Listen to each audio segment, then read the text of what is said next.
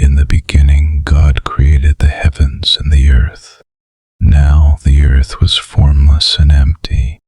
Darkness was over the surface of the deep, and the Spirit of God was hovering over the waters. And God said, "Let there be light," and there was light. God saw that the light was good, and he separated the light from the darkness. God called the light day, and the darkness he called night. And there was evening, and there was morning, the first day. And God said, "Let there be a vault between the waters to separate water from water." So God made the vault and separated the water under the vault from the water above it. And it was so. God called the vault sky. And there was evening, and there was morning the second day. And God said, "Let the water under the sky be gathered to one place, and let dry ground appear." And it was so. God called the dry ground land, and the gathered waters he called seas. And God saw that it was good. Then God said, "Let the land produce vegetation, seed-bearing plants, and trees on the land that bear fruit with seed in it, according to their various kinds." And it was so. The land produced vegetation, plants bearing seed according to their kinds, and trees bearing fruit with seed in it according to their kinds. And God saw that it was good. And there was evening, and there was morning the third day. And God said, "Let there be lights in the vault of the sky to separate the day from the night, and let them serve as signs to mark sacred times, and days and years, and let them be lights in the vault of the sky to give light on the earth." And it was so. God made two great lights, the greater light to govern the day, and the lesser light to govern the night. He also made the stars. God set them in the vault of the sky to give light on the earth, to govern the day and the night, and to separate light from darkness. And God saw that it was good. And there was evening, and there was morning the fourth day. And God said, "Let the water teem with living creatures, and let birds fly above the earth across the vault of the sky." So God created the great creatures of the sea, and every living thing with which the water teems, and that moves about in it according to their kinds, and every winged bird according to its kind. And God saw that it was good. God blessed them and said, "Be fruitful, and increase in number, and fill the water in the seas, and let the birds increase on the earth." And there was evening, and there was morning the fifth day. And God said, "Let the land produce living creatures according to their kinds, the livestock, the creatures that move along the ground, and the wild animals, each according to its kind." And it was so. God made the wild animals according to their kinds, the livestock according to their kinds, and all the creatures that move along the ground according to their kinds. And God saw that it was good. Then God said, "Let us make mankind in our image, in our likeness, so that they may rule over the fish in the sea and the birds in the sky, over the livestock and all the wild animals, and over all the creatures that move along the ground." So God created mankind in his own image. In the image of God he created them. Male and female he created them. God blessed them and said to them, "Be fruitful and increase in number. Fill the earth and subdue it. Rule over the fish in the sea and the birds in the sky, and over every living creature that moves on the ground. I give you every seed-bearing plant on the face of the whole earth, and every tree that has fruit with seed in it. They will be yours for food. And all the beasts of the earth, and all the birds in the sky, and all the creatures that move along the ground, everything that has the breath of life in it, I give every green plant for food." And it was so. God saw all that he had made, and it was very good.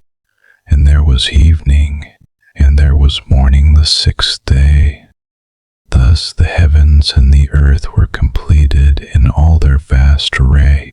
By the seventh day, God had finished the work he had been doing. So on the seventh day he rested from all his work. Then God blessed the seventh day and made it holy, because on it he rested from all the work of creating that he had done. This is the account of the heavens and the earth when they were created, when the Lord God made the earth and the heavens. Now no shrub had yet appeared on the earth, and no plant had yet sprung up, for the Lord God had not sent rain on the earth, and there was no one to work the ground. But streams came up from the earth and watered the whole surface of the ground. Then the Lord God formed a man from the dust of the ground, and breathed into his nostrils the breath of life, and the man became a living being. Now the Lord God had planted a garden in the east in Eden, and there he put the man he had formed. The Lord God made all kinds of trees grow out of the ground, trees that were pleasing to the eye and good for food. In the middle of the garden were the tree of life and the tree of the knowledge of good and evil. A river watering the garden flowed from Eden. From there it was separated into 4 headwaters. The name of the first is the Pishon. It winds through the entire land of Havilah, where there is gold. The gold of that land is good. Aromatic resin and onyx are also there. The name of the second river is the Gihon. It winds through the entire land of Cush. The name of the third river is the Tigris. It runs along the east side of Asher. And the fourth river is the Euphrates. The Lord God took the man and put him in the Garden of Eden to work it and take care of it. And the Lord God commanded the man, "You are free to eat from any tree in the garden, but you must not eat from the tree of the knowledge of good and evil, for when you eat from it, you will certainly die." The Lord God said, "It is not good for the man to be alone. I will make a helper suitable for him." Now the Lord God had formed out of the ground all the wild animals and all the birds in the sky. He brought them to the man to see what he would name them, and whatever the man called each living creature, that was its name. So the man gave names to all the livestock, the birds in the sky, and all the wild animals. But for Adam no suitable helper was found. So the Lord God caused the man to fall into a deep sleep. And while he was sleeping, he took one of the man's ribs and then closed up the place with flesh. Then the Lord God made a woman from the rib he had taken out of the man, and he brought her to the man. The man said, "This is now bone of my bones and flesh of my flesh. She shall be called woman, for she was taken out of man."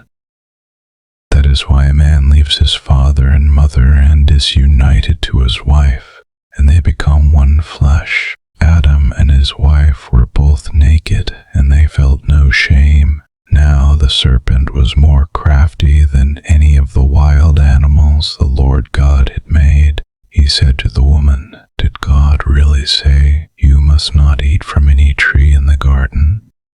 The woman said to the serpent, "We may eat fruit from the trees in the garden, but God did say, 'You must not eat fruit from the tree that is in the middle of the garden, and you must not touch it, or you will die.'" "You will not certainly die," the serpent said to the woman, "for God knows that when you eat from it your eyes will be opened, and you will be like God, knowing good and evil." When the woman saw that the fruit of the tree was good for food and pleasing to the eye, and also desirable for gaining wisdom, she took some and ate it. She also gave some to her husband who was with her, and he ate it. Then the eyes of both of them were opened, and they realized they were naked. So they sewed fig leaves together and made coverings for themselves. his wife heard the sound of the Lord God as he was walking in the garden in the cool of the day, and they hid from the Lord God among the trees of the garden. But the Lord God called to the man, "Where are you?" He answered, "I heard you in the garden, and I was afraid because I was naked, so I hid." And he said, "Who told you that you were naked? Have you eaten from the tree that I commanded you not to eat from?" The man said, "The woman you put here with me, she gave me some fruit from the tree, and I ate it." Then the Lord God said to the woman, "What is this you have done?" The woman said, "The serpent deceived me, and I ate." So the Lord God said to the serpent, "Because you have done this, cursed are you above all livestock and all wild animals. You will crawl on your belly, and you will eat dust all the days of your life. And I will put enmity between you and the woman, and between your offspring and hers. He will crush your head, and you will strike his heel." To the woman he said, "I will make your pains in childbearing very severe. With painful labor you will give birth to children. Your desire will be for your husband, and he will rule over you." To Adam he said, "Because you listened to your wife and ate fruit from the tree about which I commanded you, you must not eat from it. Cursed is the ground because of you. Through painful toil you will eat food from it all the days of your life. It will produce thorns and thistles for you, and you will eat the plants of the field. By the sweat of your brow you will eat your food until you return to the ground, since from it you were taken. For dust you are, and to dust you will return." Adam named his wife Eve, because she would become the mother of all the living. The Lord God made garments of skin for Adam and his wife, and clothed them.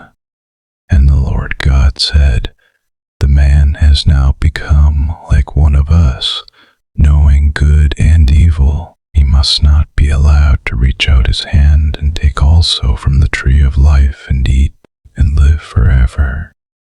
So the Lord God banished him from the Garden of Eden to work the ground from which he had been taken. After he drove the man out, he placed on the east side of the Garden of Eden cherubim and a flaming sword flashing back and forth to guard the way to the tree of life. Adam made love to his wife Eve, and she became pregnant and gave birth to Cain. She said, "With the help of the Lord, I have brought forth a man." Later she gave birth to his brother Abel. Now Abel kept flocks, and Cain worked the soil. In the course of time, Cain brought some of the fruits of the soil as an offering to the Lord, and Abel also brought an offering, fat portions from some of the firstborn of his flock. The Lord looked with favor on Abel and his offering, but on Cain and his offering he did not look with favor. So Cain was very angry, and his face was downcast. Then the Lord said to Cain, "Why are you angry? Why is your face downcast? If you do what is right, will you not be accepted? But if you do not do what is right, sin is crouching at your door. It desires to have you, but you must rule over it." Now Cain said to his brother Abel, "Let's go out to the field." While they were in the field, Cain attacked his brother Abel and killed him. Then the Lord said to Cain, "Where is your brother Abel?" "I don't know," he replied. "Am I my brother's keeper?"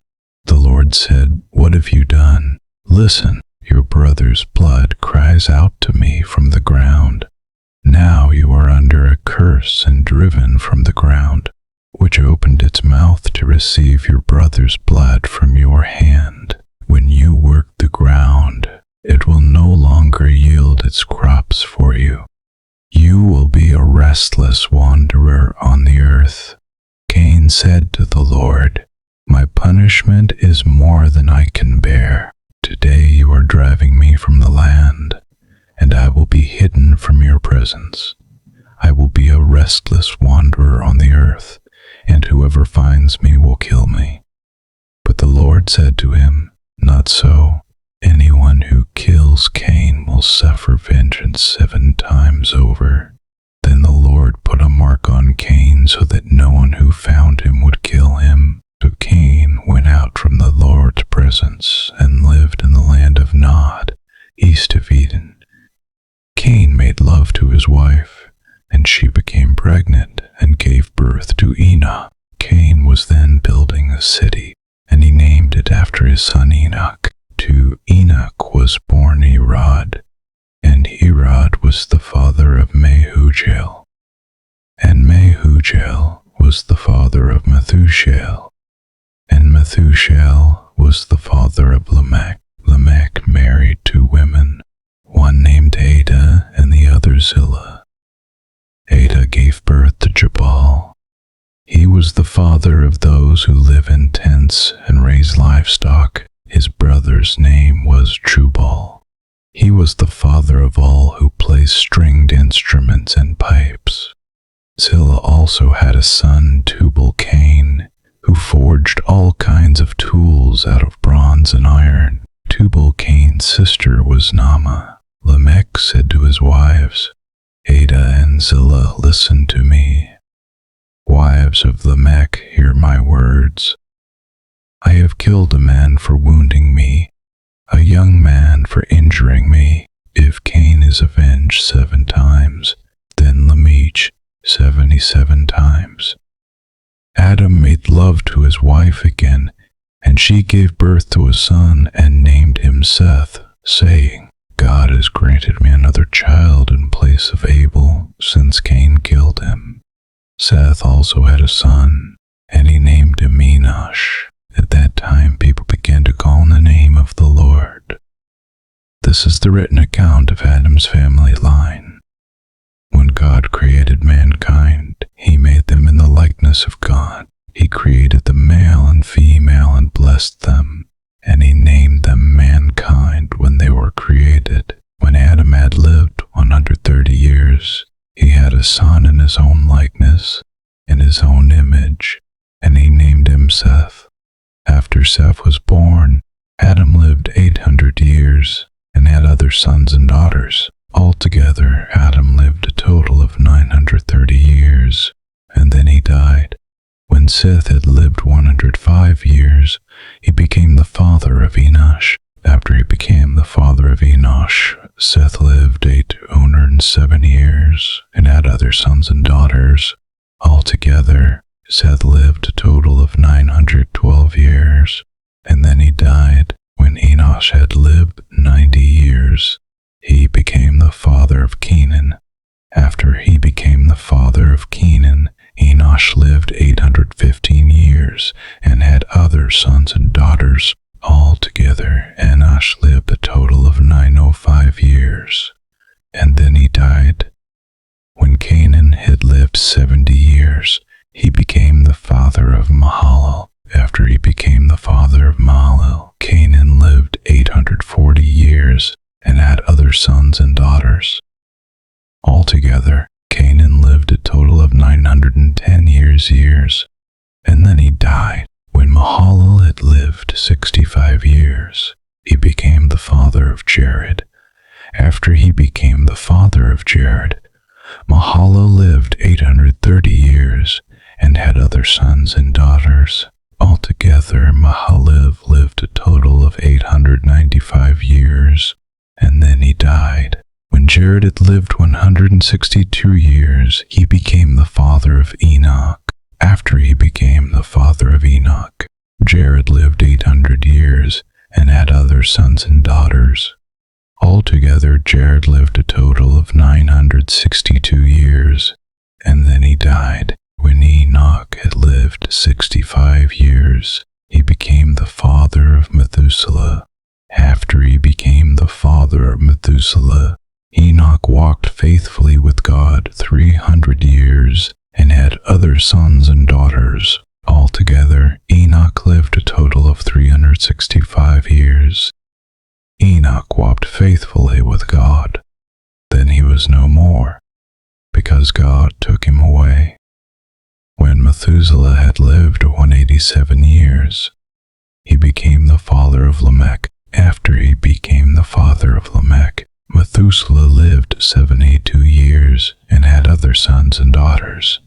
Altogether, Methuselah lived a total of 969 years, and then he died. When Lamech had lived 182 years, he had a son. He named him Noah and said, "He will comfort us in the labor and painful toil of our hands caused by the ground the Lord has cursed." After Noah was born, Lamech lived 595 years and had other sons and daughters. Altogether, Lamech lived a total of 777 years, and then he died.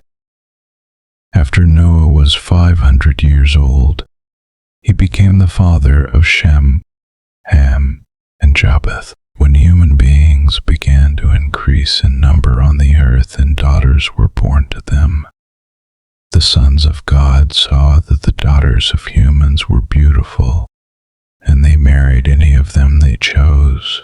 Then the Lord said, "My spirit will not contend with humans forever, for they are mortal. Their days will be 120 years. The Nephilim were on the earth in those days, and also afterward.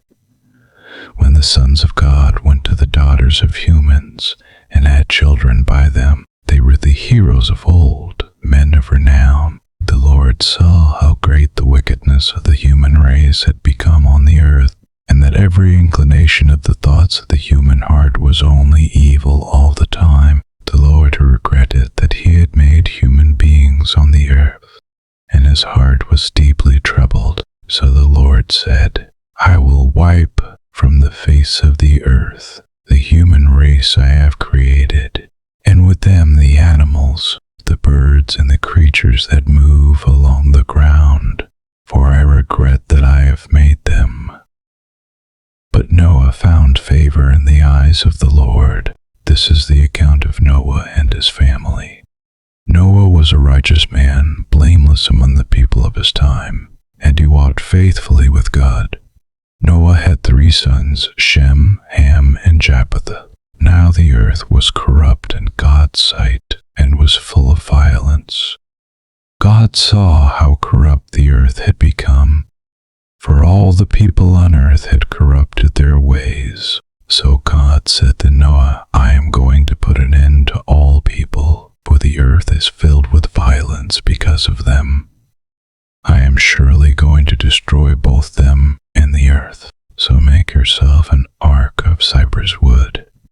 Make rooms in it and coat it with pitch inside and out. This is how you are to build it. The ark is to be 300 cubits long, 50 cubits wide, and 30 cubits high.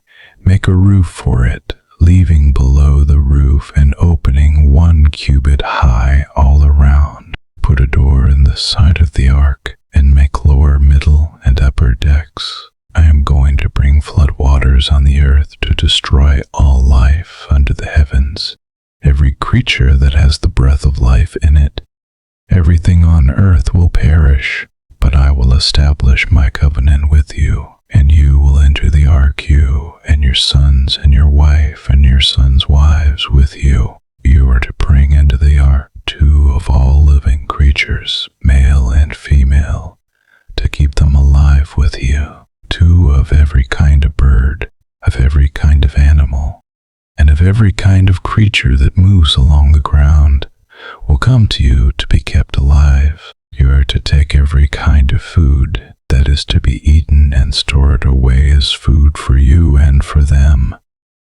Noah did everything just as God commanded him. The Lord then said to Noah, "Go into the ark, you and your whole family, because I have found you righteous in this generation. Take with you 7 pairs of every kind of clean animal, a male and its mate, and 1 pair of every kind of unclean animal, a male and its mate, and also 7 pairs of every kind of bird, male and female, to keep their various kinds alive throughout the year. 7 days from now I will send rain on the earth for 40 days and 40 nights, and I will wipe from the face of the earth every living creature I have made. And Noah did all that the Lord commanded him. Noah was 600 years old when the flood waters came on the earth. And Noah and his sons and his wife and his sons' wives entered the ark to escape the waters of the flood. Pairs of clean and unclean animals, of birds and of all creatures that move along the ground, male and female, came to Noah and entered the ark, as God had commanded Noah. And after the 7 days the flood waters came on the earth, in the 600th year of Noah's life, on the 17th day of the 2nd month. On that day all the springs of the great deep burst forth, and the floodgates of the heavens were opened, and rain fell on the earth 40 days and 40 nights. On that very day Noah and his sons, Shem, Ham, and Japheth, together with his wife and the wives of his 3 sons, entered the ark. They had with them every wild animal according to its kind, all livestock according to their kinds, every creature that moves along the ground according to its kind, and every bird according to its kind, everything with wings. Pairs of all creatures that have the breath of life in them came to Noah and entered the ark. The animals going in were male and female of every living thing, as God had commanded Noah. Then the Lord shut him in. For 40 days the flood kept coming on the earth, and as the waters increased, they lifted the ark high above the earth. The waters rose and increased greatly on the earth, and the ark floated on the surface of the water. They rose greatly on the earth, and all the high mountains under the entire heavens were covered. The waters rose and covered the mountains to a depth of more than 15 cubits. Every living thing that moved on land perished, birds, livestock, wild animals, all the creatures that swarm over the earth, and all mankind, everything on dry land that had the breath of life in its nostrils died. Every living thing on the face of the earth was wiped out. People and animals and the creatures that move along the ground and the birds were wiped from the earth. Only Noah was left, and those with him in the ark. The waters flooded the earth for 150 days, but God remembered Noah and all the wild animals and the livestock that were with him in the ark, and he sent a wind over the earth, and the waters receded. Now the springs of the deep and the floodgates of the heavens had been closed, and the rain had stopped falling from the sky. The water receded steadily from the earth. At the end of the 150 days the water had gone down, and on the 17th day of the 7th month the ark came to rest on the mountains of Ararat. The waters continued to recede until the 10th month, and on the first day of the 10th month the tops of the mountains became visible. After 40 days Noah opened a window he had made in the ark and sent out a raven, and it kept flying back and forth until the water had dried up from the earth. Then he sent out a dove to see if the water had receded from the surface of the ground, but the dove could find nowhere to perch, because there was water over all the surface of the earth. So it returned to Noah in the ark. He reached out his hand and took the dove and brought it back to himself in the ark. He waited 7 more days and again sent out the dove from the ark. When the dove returned to him in the evening, there in its beak was a freshly plucked olive leaf. Then Noah knew that the water had receded from the earth. He waited 7 more days and sent the dove out again. But this time it did not return to him. By the first day of the 1st month of Noah's 601st year, the water had dried up from the earth. Noah then removed the covering from the ark and saw that the surface of the ground was dry. By the 27th day of the second month, the earth was completely dry. Then God said to Noah, "Come out of the ark, you and your wife and your sons and their wives. Bring out every kind of living creature that is with you, the birds, the animals, and all the creatures that move along the ground, so they can multiply on the earth and be fruitful and increase in number on it." So Noah came out, together with his sons and his wife and his sons' wives, all the animals and all the creatures that move along the ground, and all the birds. Everything that moves on land came out of the ark, one kind after another. Then Noah built an altar to the Lord, and, taking some of all the clean animals and clean birds, he sacrificed burnt offerings on it. The Lord smelled the pleasing aroma and said in his heart, "Never again will I curse the ground because of humans, even though every inclination of the human heart is evil from childhood. And never again will I destroy all living creatures as I have done. As long as the earth endures, seed time and harvest, cold and heat, summer and winter, day and night will never cease."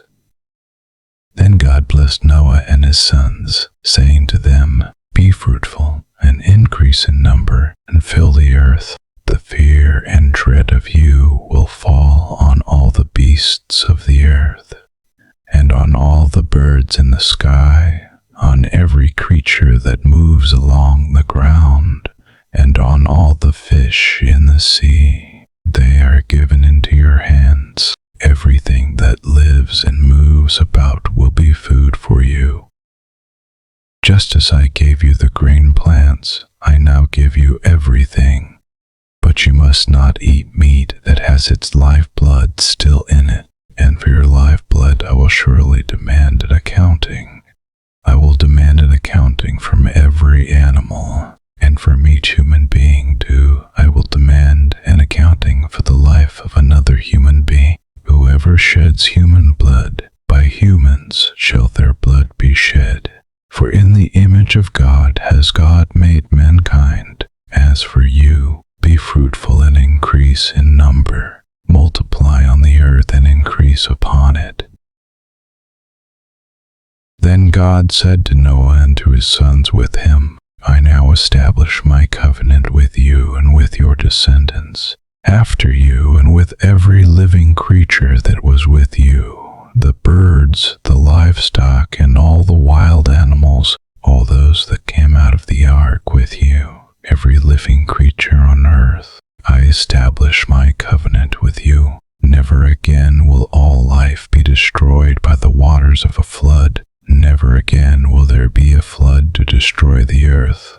And God said, "This is the sign of the covenant I am making between me and you and every living creature with you, a covenant for all generations to come.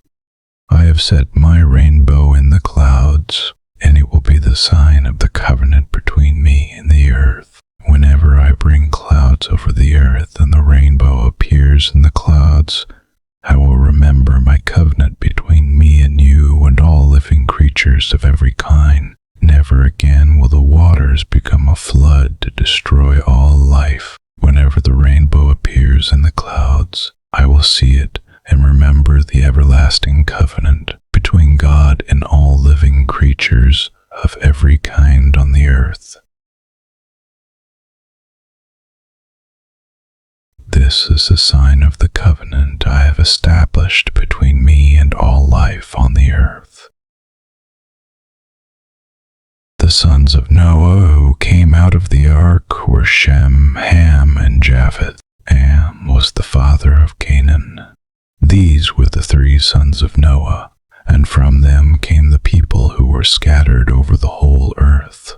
Noah, a man of the soil, proceeded to plant a vineyard. When he drank some of its wine, he became drunk and lay uncovered inside his tent. Ham, the father of Canaan, saw his father naked and told his 2 brothers outside. But Shem and Japheth took a garment and laid it across their shoulders. Then they walked in backward and covered their father's naked body. Their faces were turned the other way so that they would not see their father naked. When Noah woke from his wine and found out what his youngest son had done to him, he said, "Cursed be Canaan, the lowest of slaves will he be to his brothers." He also said, "Praise be to the Lord, the God of Shem. May Canaan be the slave of Shem. May God extend Japheth's territory. May Japheth live in the tents of Shem, and may Canaan be the slave of Japheth." After the flood, Noah lived 350 years. Noah lived a total of 950 years, and then he died. This is the account of Shem, Ham, and Japheth, Noah's sons, who themselves had sons after the flood, the Japhethites. The sons of Japheth: Gomer, Magog, Madai, Javan, Tubal, Meshech, and Tiras. The sons of Gomer: Ashkenaz, Riphath, and Togarmah. The sons of Javan: Elisha, Tarshish, the Kittites, and the Rodanites. From these, the maritime people spread out into their territories by their clans within their nations, each with its own language. The Hamites. The sons of Ham: Cush, Egypt, Pud, and Canaan. The sons of Cush: Seba, Havilah, Sabta, Rama, and Sabteka. The sons of Rama: Sheba and Dedan. Cush was the father of Nimrod, who became a mighty warrior on the earth. He was a mighty hunter before the Lord. That is why it is said, like Nimrod, a mighty hunter before the Lord.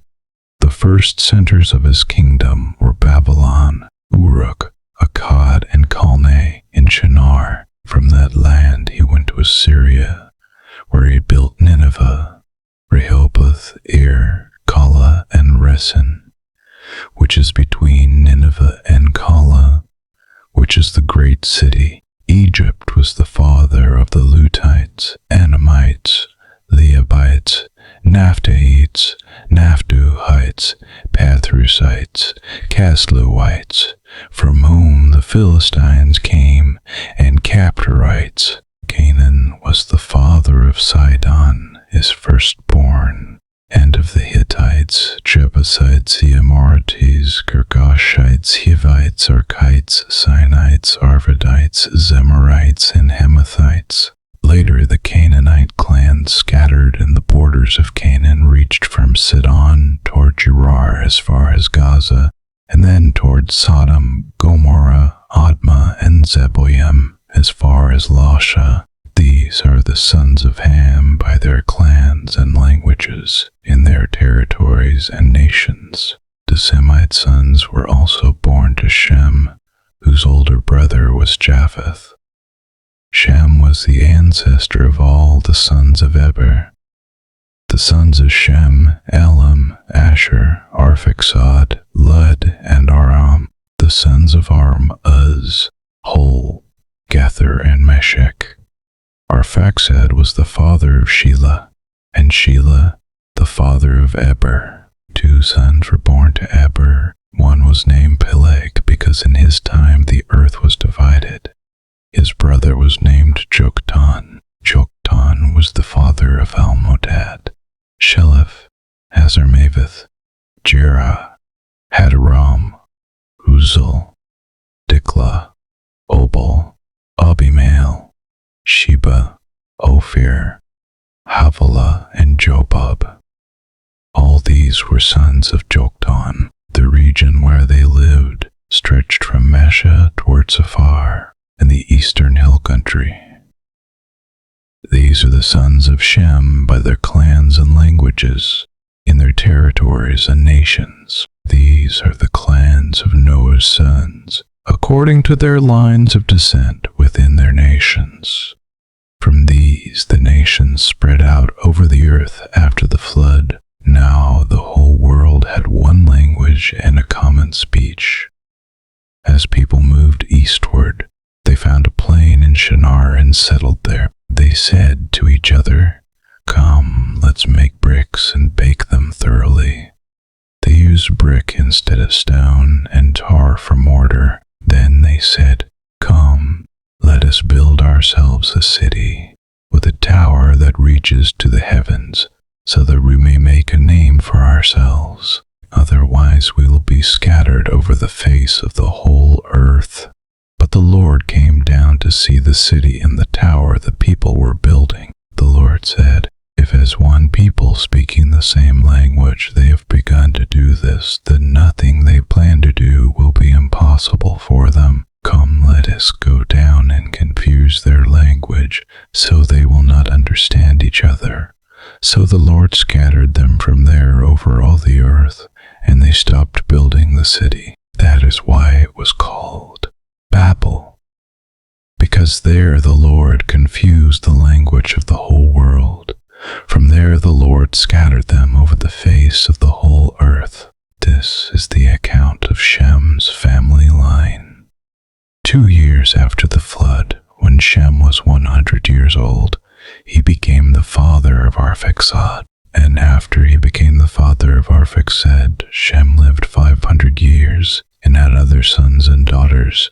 When Arphaxad had lived 35 years, he became the father of Shelah. And after he became the father of Shelah, Arphaxad lived 403 years and had other sons and daughters. When Shelah had lived 30 years, he became the father of Eber. And after he became the father of Eber, Shelah lived 403 years and had other sons and daughters. When Eber had lived 34 years, he became the father of Peleg. And after he became the father of Peleg, Eber lived 430 years and had other sons and daughters. When Peleg had lived 30 years, he became the father of Reu. And after he became the father of Reu, Peleg lived 209 years and had other sons and daughters. When Reu had lived 32 years, he became the father of Serug. And after he became the father of Serug, Reu lived 207 years and had other sons and daughters. When Serug had lived 30 years, he became the father of Nahor. And after he became the father of Nahor, Serug lived 200 years and had other sons and daughters. When Nahor had lived 29 years, he became the father of Terah. And after he became the father of Terah, Nahor lived 119 years and had other sons and daughters. After Terah had lived 70 years, he became the father of Abram, Nahor, and Haran. This is the account of Terah's family line. Terah became the father of Abram, Nahor, and Haran. And Haran became the father of Lot. While his father Terah was still alive, Haran died in Ur of the Chaldeans, in the land of his birth. Abram and Nahor both married. The name of Abram's wife was Sarai, and the name of Nahor's wife was Milcah. She was the daughter of Haran, the father of both Milcah and Iscah. Now Sarai was childless because she was not able to conceive. Terah took his son Abram, his grandson Lot, son of Haran, and his daughter-in-law Sarai, the wife of his son Abram, and together they set out from Ur of the Chaldeans to go to Canaan. But when they came to Haran, they settled there. Terah lived 205 years, and he died in Haran. The Lord had said to Abram, "Go from your country, your people, and your father's household to the land I will show you. I will make you into a great nation, and I will bless you. I will make your name great, and you will be a blessing. I will bless those who bless you, and whoever curses you I will curse, and all peoples on earth will be blessed through you." So Abram went, as the Lord had told him, and Lot went with him. Abram was 75 years old when he set out from Haran. He took his wife Sarai, his nephew Lot, all the possessions they had accumulated, and the people they had acquired in Haran, and they set out for the land of Canaan. And they arrived there. Abram traveled through the land as far as the site of the great tree of Moreh at Shechem. At that time the Canaanites were in the land. The Lord appeared to Abram and said, "To your offspring I will give this land." So he built an altar there to the Lord who had appeared to him. From there he went on toward the hills east of Bethel and pitched his tent, with Bethel on the west and Ai on the east. There he built an altar to the Lord and called on the name of the Lord. Then Abram set out and continued toward the Negev. Now there was a famine in the land, and Abram went down to Egypt to live there for a while because the famine was severe. As he was about to enter Egypt, he said to his wife Sarai, "I know what a beautiful woman you are. When the Egyptians see you, they will say, 'This is his wife.' Then they will kill me, but will let you live. Say you are my sister, so that I will be treated well for your sake, and my life will be spared because of you." When Abram came to Egypt, the Egyptians saw that Sarai was a very beautiful woman, and when Pharaoh's officials saw her, they praised her to Pharaoh, and she was taken into his palace. He treated Abram well for her sake, and Abram acquired sheep and cattle, male and female donkeys, male and female servants, and camels. But the Lord inflicted serious diseases on Pharaoh and his household because of Abram's wife, Sarai. So Pharaoh summoned Abram. "What have you done to me?" he said. "Why didn't you tell me she was your wife? Why did you say she is my sister, so that I took her to be my wife? Now then, here is your wife. Take her and go." Then Pharaoh gave orders about Abram to his men, and they sent him on his way with his wife and everything he had. So Abram went up from Egypt to the Negev with his wife and everything he had, and Lot went with him. Abram had become very wealthy in livestock and in silver and gold. From the Negev he went from place to place until he came to Bethel, to the place between Bethel and Ai, where his tent had been earlier, and where he had first built an altar. There Abram called on the name of the Lord. Now Lot, who was moving about with Abram, also had flocks and herds and tents, but the land could not support them while they stayed together, for their possessions were so great that they were not able to stay together. And quarreling arose between Abram's herders and Lot's. But Canaanites and Perizzites were also living in the land at that time. So Abram said to Lot, "Let's not have any quarreling between you and me, or between your herders and mine, for we are close relatives. Is not the whole land before you? Let's part company. If you go to the left, I'll go to the right. If you go to the right, I'll go to the left." Lot looked around and saw that the whole plain of the Jordan toward Zoar was well watered, like the garden of the Lord, like the land of Egypt. This was before the Lord destroyed Sodom and Gomorrah. So Lot chose for himself the whole plain of the Jordan and set out toward the east. The two men parted company. Abram lived in the land of Canaan, while Lot lived among the cities of the plain, and pitched his tents near Sodom. Now the people of Sodom were wicked and were sinning greatly against the Lord. The Lord said to Abram after Lot had parted from him, "Look around from where you are, to the north and south, to the east and west. All the land that you see I will give to you and your offspring forever. I will make your offspring like the dust of the earth, so that if anyone could count the dust, then your offspring could be counted. Go, walk through the length and breadth of the land, for I am giving it to you." So Abram went to live near the great trees of Mamre at Hebron. pitched his tents. There he built an altar to the Lord. At the time when Amraphel was king of Shinar, Arioch king of Elasar, Kedorlaomer king of Elam, and Tidal king of Goyim. These kings went to war against Bera king of Sodom, Birsha king of Gomorrah, Shinab king of Admah, Shemeber king of Zeboim, and the king of Bela, that is, Zor. All these latter kings joined forces in the valley of Siddim, that is, the Dead Sea Valley.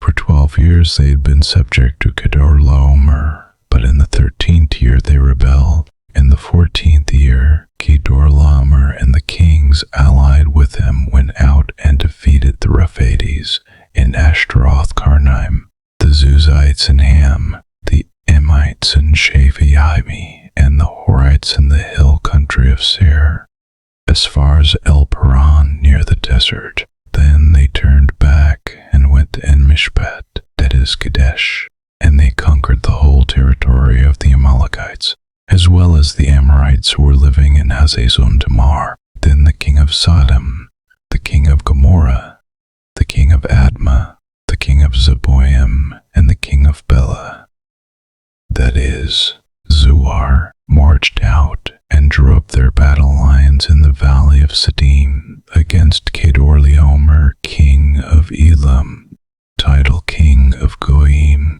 Amraphel king of Shinar, and Arioch king of Elasar, 4 kings against 5. Now the valley of Siddim was full of tar pits, and when the kings of Sodom and Gomorrah fled, some of the men fell into them, and the rest fled to the hills. The 4 kings seized all the goods of Sodom and Gomorrah, and all their food. Then they went away. They also carried off Abram's nephew Lot and his possessions, since he was living in Sodom. A man who had escaped came and reported this to Abram the Hebrew. Now Abram was living near the great trees of Mamre the Amorite, a brother of Eshcol and Aner, all of whom were allied with Abram. When Abram heard that his relative had been taken captive, he called out the 318 trained men born in his household and went in pursuit as far as Dan. During the night, Abram divided his men to attack them, and he routed them, pursuing them as far as Hobah, north of Damascus. He recovered all the goods and brought back his relative Lot and his possessions, together with the women and the other people. After Abram returned from defeating Kedorlaomer and the kings allied with him, the king of Sodom came out to meet him in the valley of Shaveh, that is, the king's valley. Then Melchizedek, king of Salem, brought out bread and wine. He was priest of God Most High, and he blessed Abram, saying, "Blessed be Abram by God Most High, creator of heaven and earth, and praise be to God Most High, who delivered your enemies into your hand." Then Abram gave him 1/10 of everything. The king of Sodom said to Abram, "Give me the people and keep the goods for yourself." But Abram said to the king of Sodom, "With raised hand I have sworn an oath to the Lord God Most High, creator of heaven and earth, that I will accept nothing belonging to you, not even a thread or the strap of a sandal, so that you will never be able to say, 'I made Abram rich.' I will accept nothing but what my men have eaten, and the share that belongs to the men who went with me to Aner, Eshcol, and Mamre. Let them have their share." After this, the word of the Lord came to Abram in a vision. "Do not be afraid, Abram. I am your shield, your very great reward." But Abram said, "Sovereign Lord, what can you give me, since I remain childless? And the one who will inherit my estate is Eliezer of Damascus." And Abram said, "You have given me no children, so a servant in my household will be my heir." Then the word of the Lord came to him, "This man will not be your heir, but a son who is your own flesh and blood will be your heir." He took him outside and said, "Look up at the sky and count the stars, if indeed you can count them." Then he said to him, "So shall your offspring be." Abram believed the Lord, and he credited it to him as righteousness. He also said to him, "I am the Lord, who brought you out of Ur of the Chaldeans to give you this land to take possession of it." But Abram said, "Sovereign Lord, how can I know that I will gain possession of it?" So the Lord said to him, "Bring me a heifer, a goat, and a ram, each 3 years old, along with a dove and a young pigeon." Abram brought all these to him, cut them in two, and arranged the halves opposite each other. The birds, however, he did not cut in half. Then birds of prey came down on the carcasses, but Abram drove them away. As the sun was setting, Abram fell into a deep sleep, and a thick and dreadful darkness came over him. Then the Lord said to him, "Know for certain that for 400 years your descendants will be strangers in a country not their own, and that they will be enslaved and mistreated there. But I will punish the nation they serve as slaves, and afterward they will come out with great possessions. You, however, will go to your ancestors in peace and be buried at a good old age. In the 4th generation your descendants will come back here, for the sin of the Amorites has not yet reached its full measure." When the sun had set and darkness had fallen, a smoking firepot with a blazing torch appeared and passed between the pieces. On that day the Lord made a covenant with Abram and said, "To your descendants I give this land, from the Wadi of Egypt to the great river, the Euphrates, the land of the Kenites, Kenizzites, Cadmonites, Hittites, Perizzites, Rephaites, Amorites, Canaanites, Girgashites, and Jebusites." Now Sarai, Abram's wife, had borne him no children, but she had an Egyptian slave named Hagar. So she said to Abram, "The Lord has kept me from having children. Go, sleep with my slave. Perhaps I can build a family through her." Abram agreed to what Sarai said. So after Abram had been living in Canaan 10 years, Sarai's wife took her Egyptian slave, Hagar, and gave her to her husband to be his wife. He slept with Hagar, and she conceived. When she knew she was pregnant, she began to despise her mistress. Then Sarai said to Abram, "You are responsible for the wrong I am suffering. I put my slave in your arms, and now that she knows she is pregnant, she despises me. May the Lord judge between you and me. Your slave is in your hands." Abram said, "Do with her whatever you think best." Then Sarai mistreated Hagar, so she fled from her. The angel of the Lord found Hagar near a spring in the desert. It was the spring that is beside the road to Shur, and he said, "Hagar, slave of Sarai, where have you come from, and where are you going?" "I'm running away from my mistress Sarai," she answered. Then the angel of the Lord told her, "Go back to your mistress and submit to her."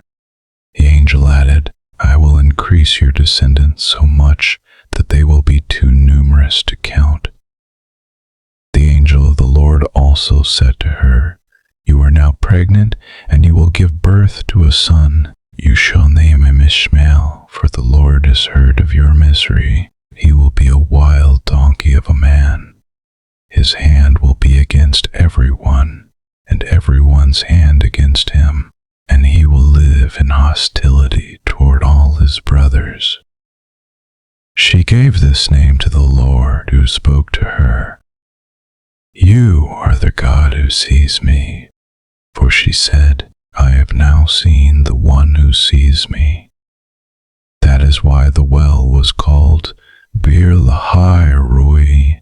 It is still there, between Kadesh and Bered. So Hagar bore Abram a son, and Abram gave the name Ishmael to the son she had borne. Abram was 86 years old when Hagar bore him Ishmael.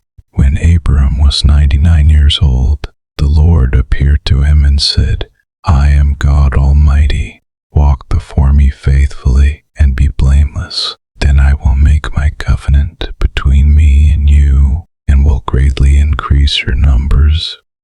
Abram fell face down, and God said to him, As for me, this is my covenant with you. You will be the father of many nations. No longer will you be called Abram.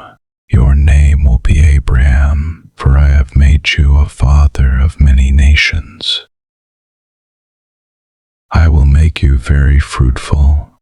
I will make nations of you, and kings will come from you. I will establish my covenant as an everlasting covenant between me and you and your descendants after you for the generations to come, to be your God and the God of your descendants after you.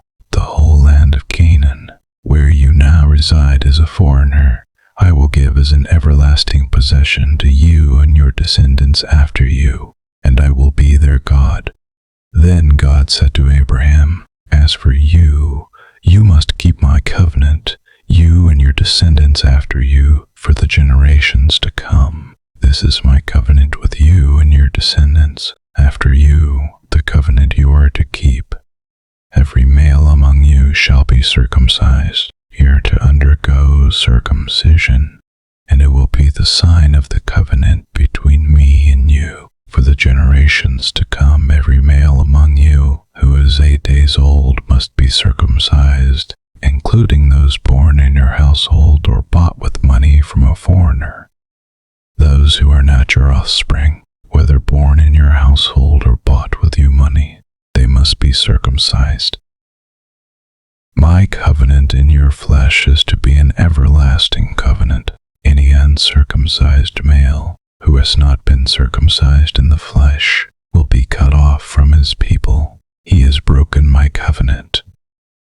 God also said to Abraham, As for Sarai your wife, you are no longer to call her Sarai. Her name will be Sarah. I will bless her and will surely give you a son by her. I will bless her so that she will be the mother of nations. Kings of peoples will come from her. Abraham fell face down. He laughed and said to himself, Will a son be born to a man 100 years old? Will Sarah bear a child at the age of 90? And Abraham said to God, If only Ishmael might live under your blessing. Then God said, Yes, but your wife Sarah will bear you a son, and you will call him Isaac. I will establish my covenant with him as an everlasting covenant for his descendants after him. And as for Ishmael, I have heard you. I will surely bless him. I will make him fruitful and will greatly increase his numbers. He will be the father of 12 rulers, and I will make him into a great nation. But my covenant I will establish with Isaac, whom Sarah will bear to you by this time next year.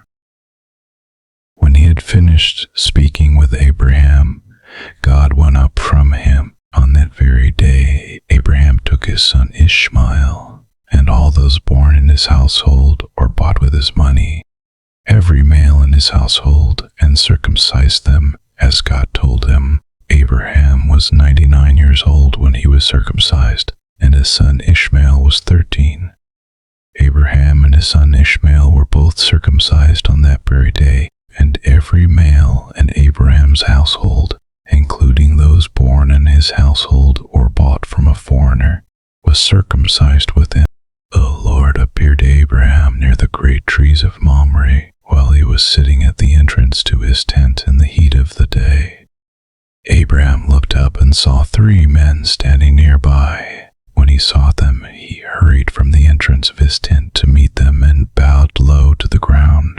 he said, "If I have found favor in your eyes, my lord, do not pass your servant by. Let a little water be brought, and then you may all wash your feet and rest under this tree. Let me get you something to eat, so you can be refreshed, and then go on your way, now that you have come to your servant."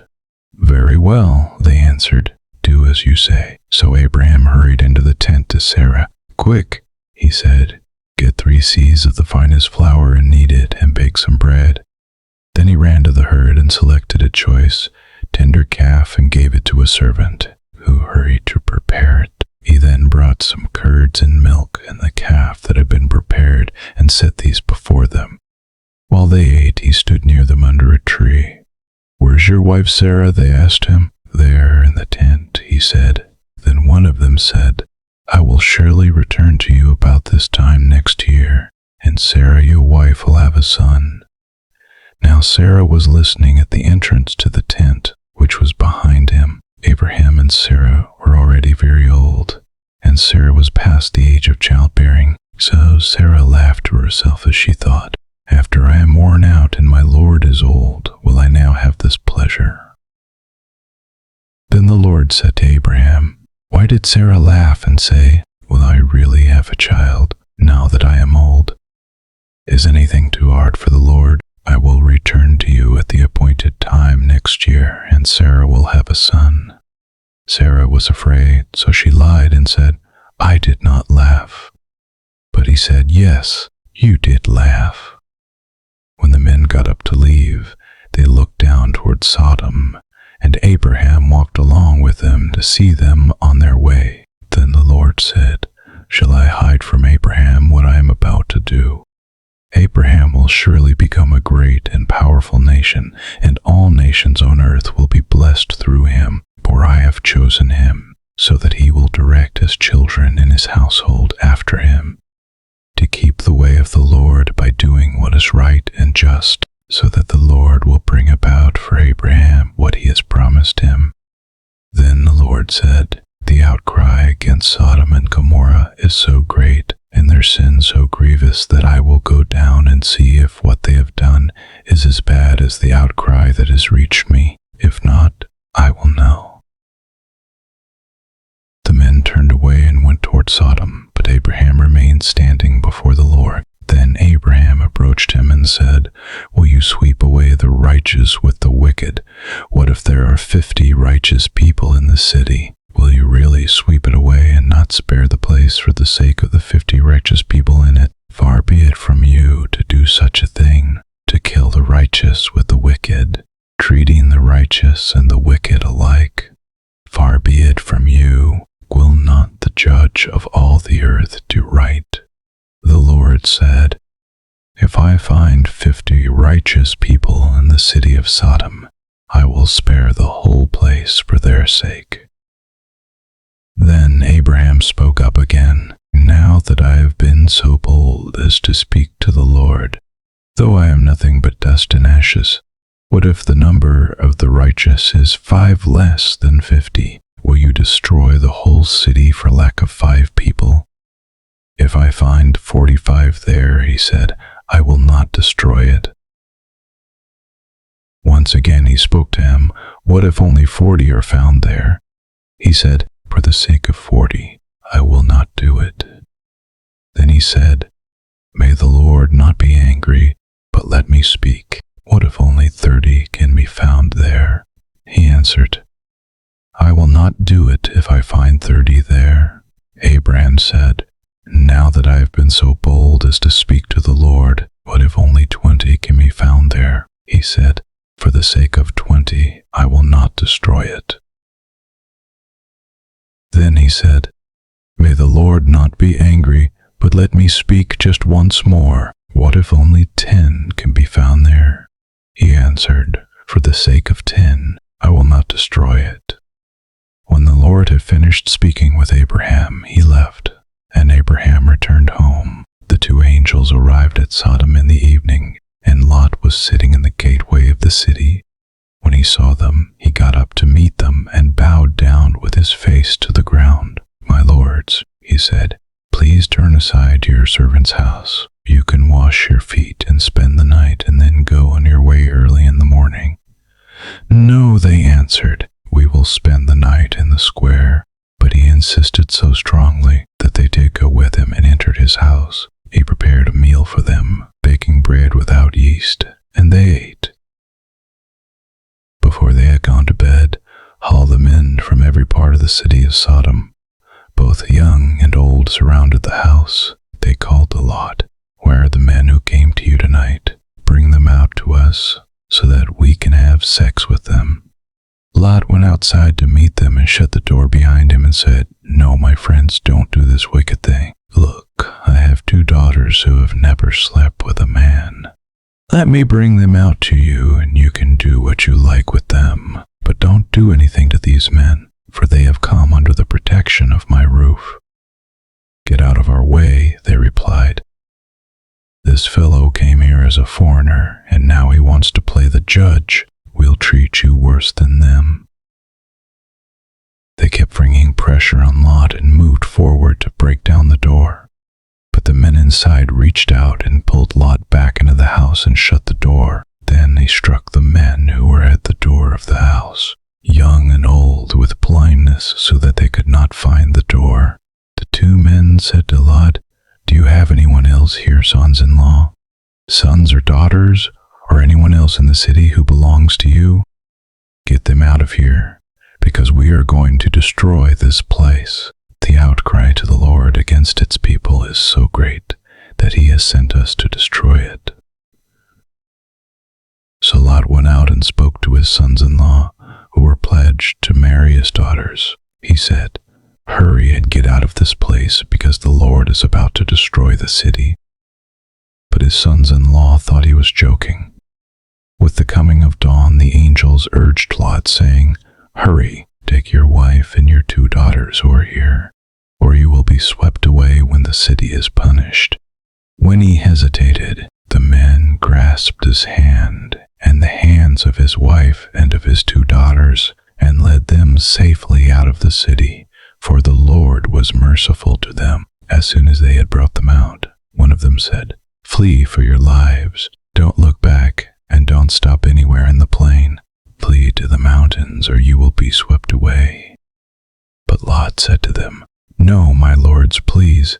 Your servant has found favor in your eyes, and you have shown great kindness to me in sparing my life. But I can't flee to the mountains. This disaster will overtake me, and I'll die.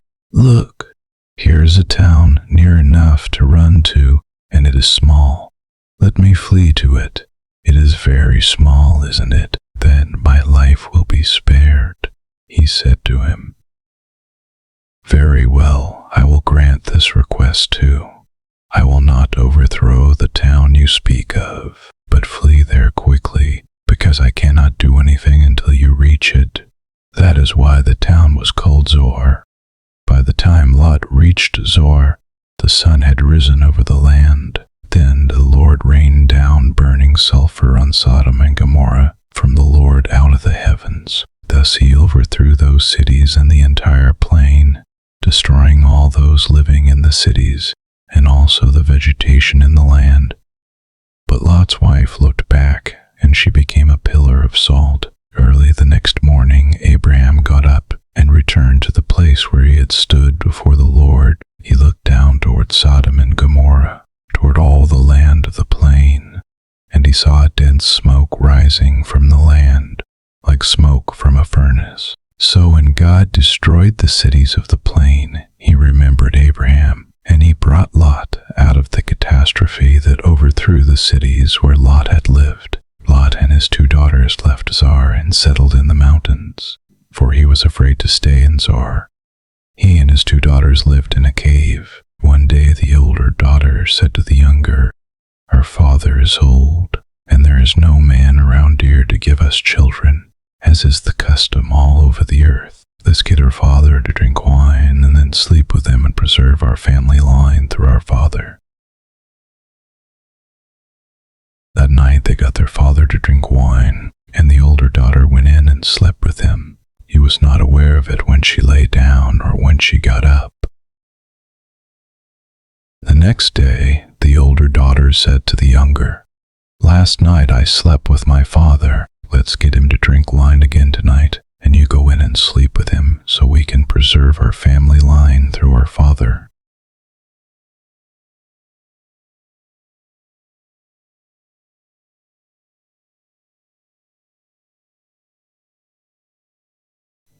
And the younger daughter went in and slept with him. Again, he was not aware of it when she lay down or when she got up. So both of Lot's daughters became pregnant by their father. The older daughter had a son, and she named him Moab. He is the father of the Moabites of today. The younger daughter also had a son, and she named him Ben-Ammi. He is the father of the Ammonites of today. Now Abraham moved on from there into the region of the Negev and lived between Kadesh and Shur. For a while he stayed in Gerar, and there Abraham said of his wife Sarah, "She is my sister." Then Abimelech, king of Gerar, sent for Sarah and took her. But God came to Abimelech in a dream one night and said to him, "You are as good as dead because of the woman you have taken. She is a married woman." Now Abimelech had not gone near her, so he said, "Lord, will you destroy an innocent nation? Did he not say to me, 'She is my sister'? And didn't she also say, 'He is my brother'? I have done this with a clear conscience and clean hands." Then God said to him in the dream, "Yes, I know you did this with a clear conscience, and so I have kept you from sinning against me. That is why I did not let you touch her.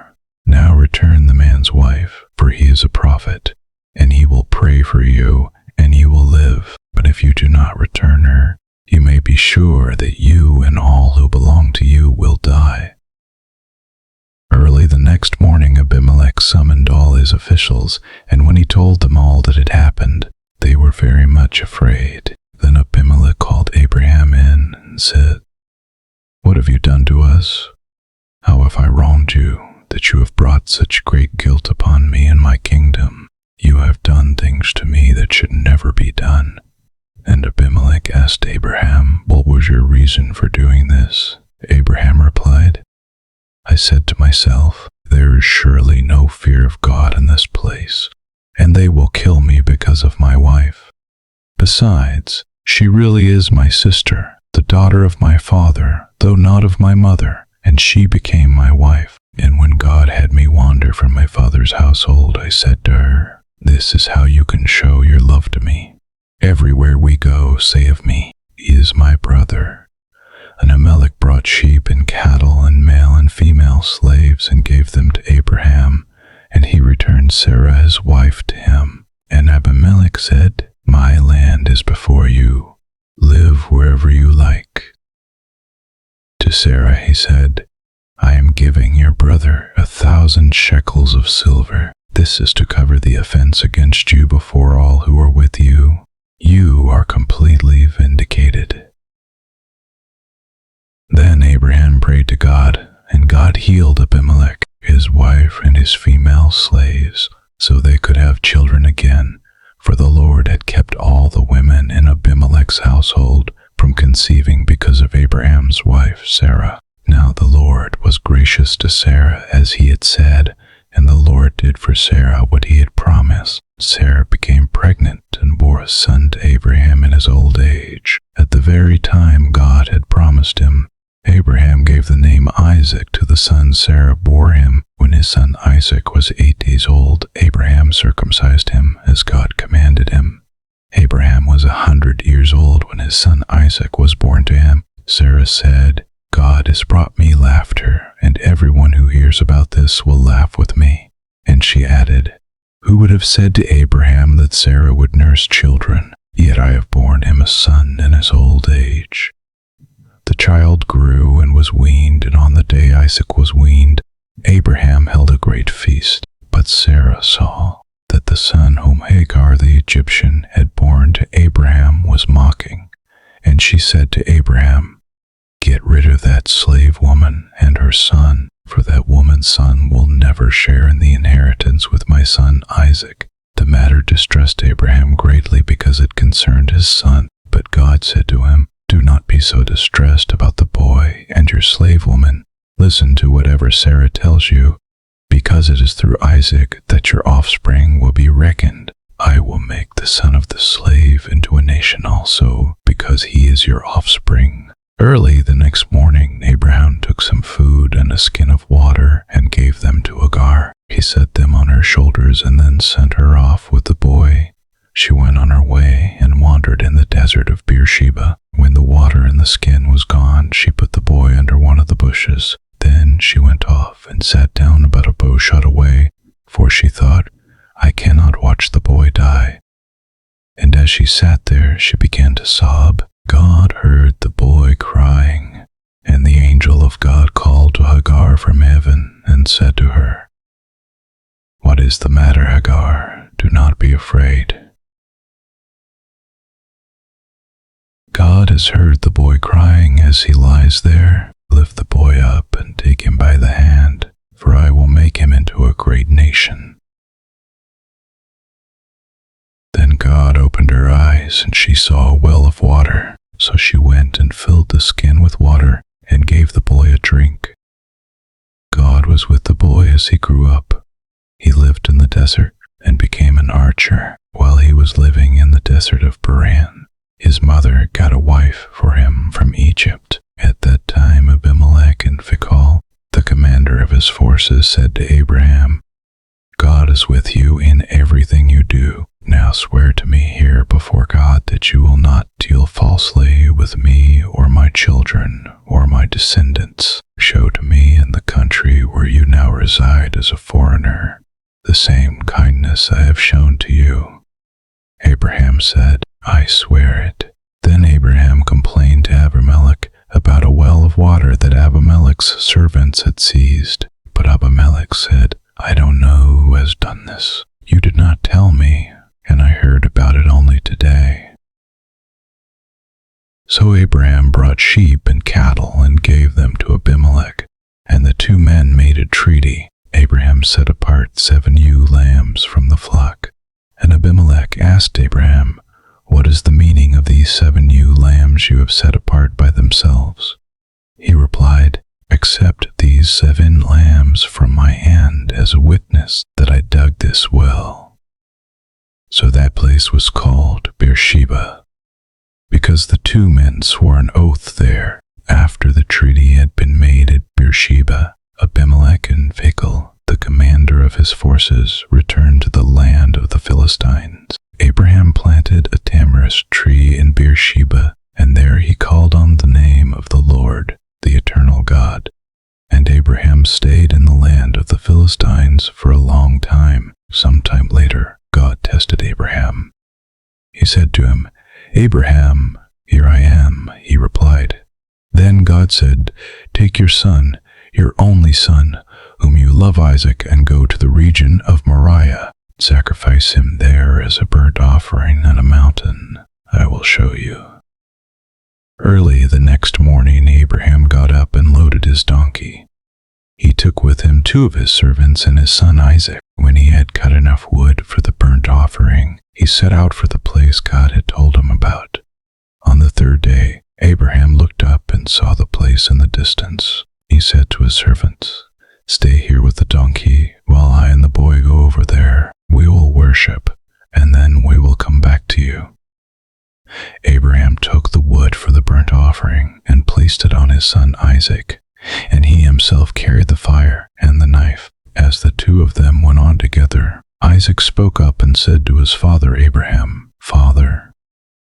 "Yes, my son," Abraham replied. "The fire and wood are here." Isaac said, "But where's the lamb for the burnt offering?" Abraham answered, "God himself will provide the lamb for the burnt offering, my son." And the 2 of them went on together. When they reached the place God had told him about, Abraham built an altar there and arranged the wood on it. He bound his son Isaac and laid him on the altar on top of the wood. Then he reached out his hand and took the knife to slay his son. But the angel of the Lord called out to him from heaven, "Abraham, Abraham, Abraham." "Here I am," he replied. "Do not lay a hand on the boy," he said. that you fear God, because you have not withheld from me your son, your only son."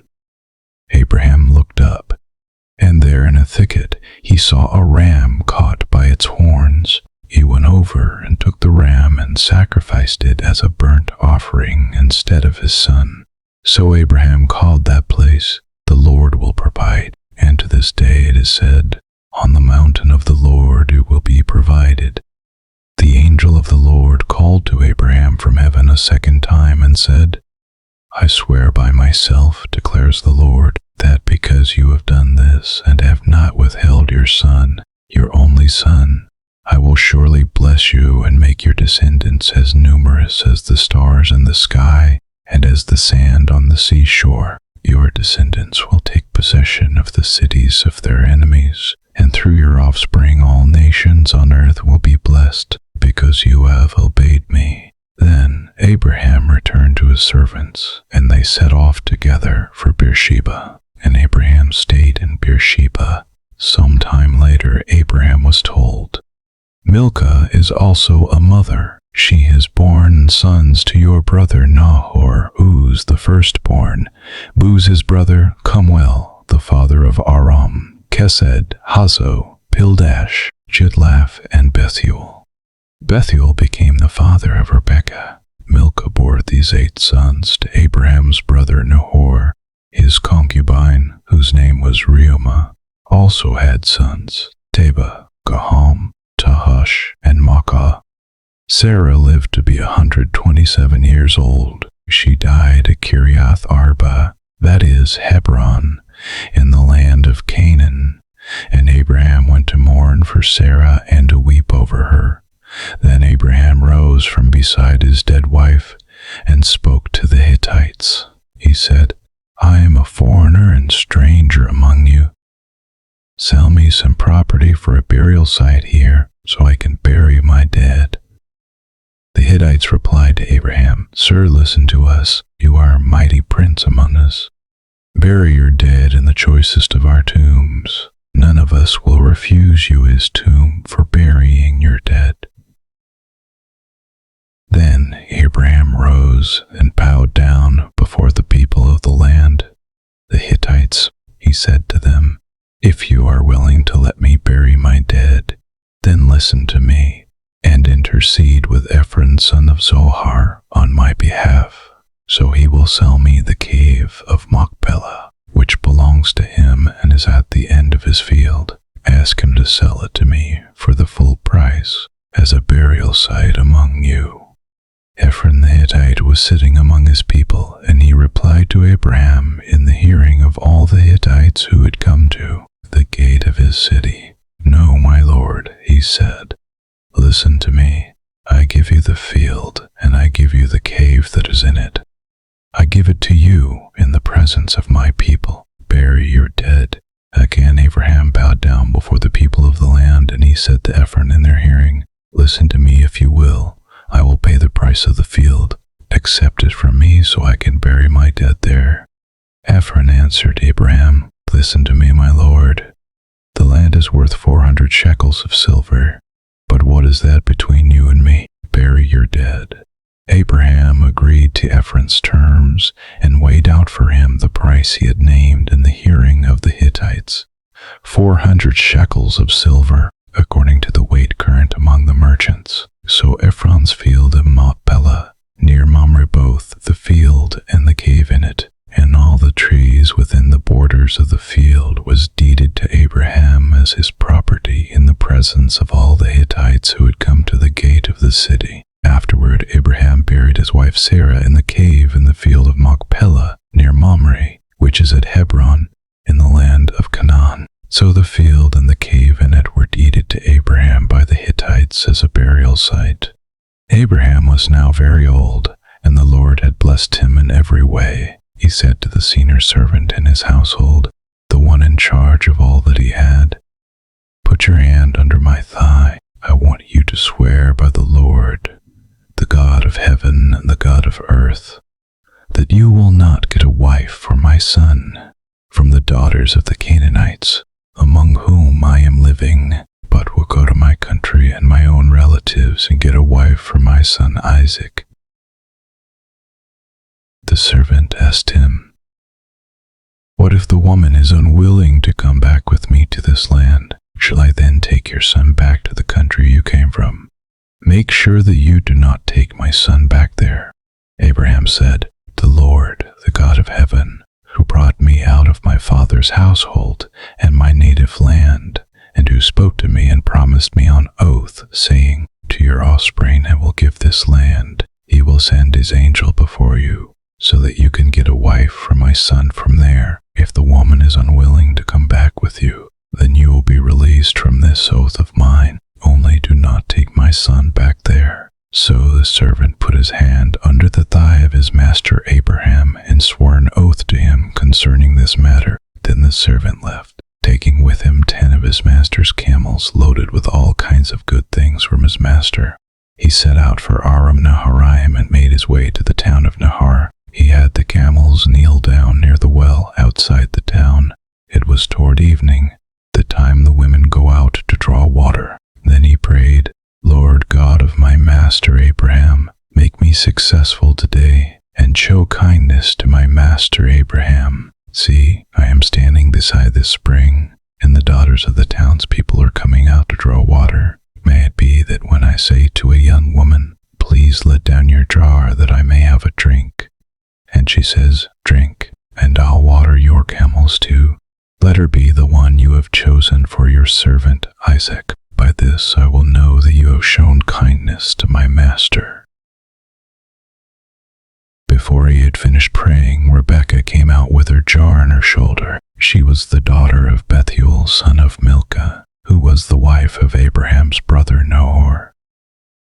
The woman was very beautiful, a virgin. No man had ever slept with her. She went down to the spring, filled her jar, and came up again. The servant hurried to meet her and said, "Please give me a little water from your jar." "Drink, my lord," she said, and quickly lowered the jar to her hands and gave him a drink. After she had given him a drink, she said, "I'll draw water for your camels too, until they have had enough to drink." So she quickly emptied her jar into the trough, ran back to the well to draw more water, and drew enough for all his camels. Without saying a word, the man watched her closely to learn whether or not the Lord had made his journey successful. When the camels had finished drinking, the man took out a gold nose ring, weighing a beka, and 2 gold bracelets weighing 10 shekels.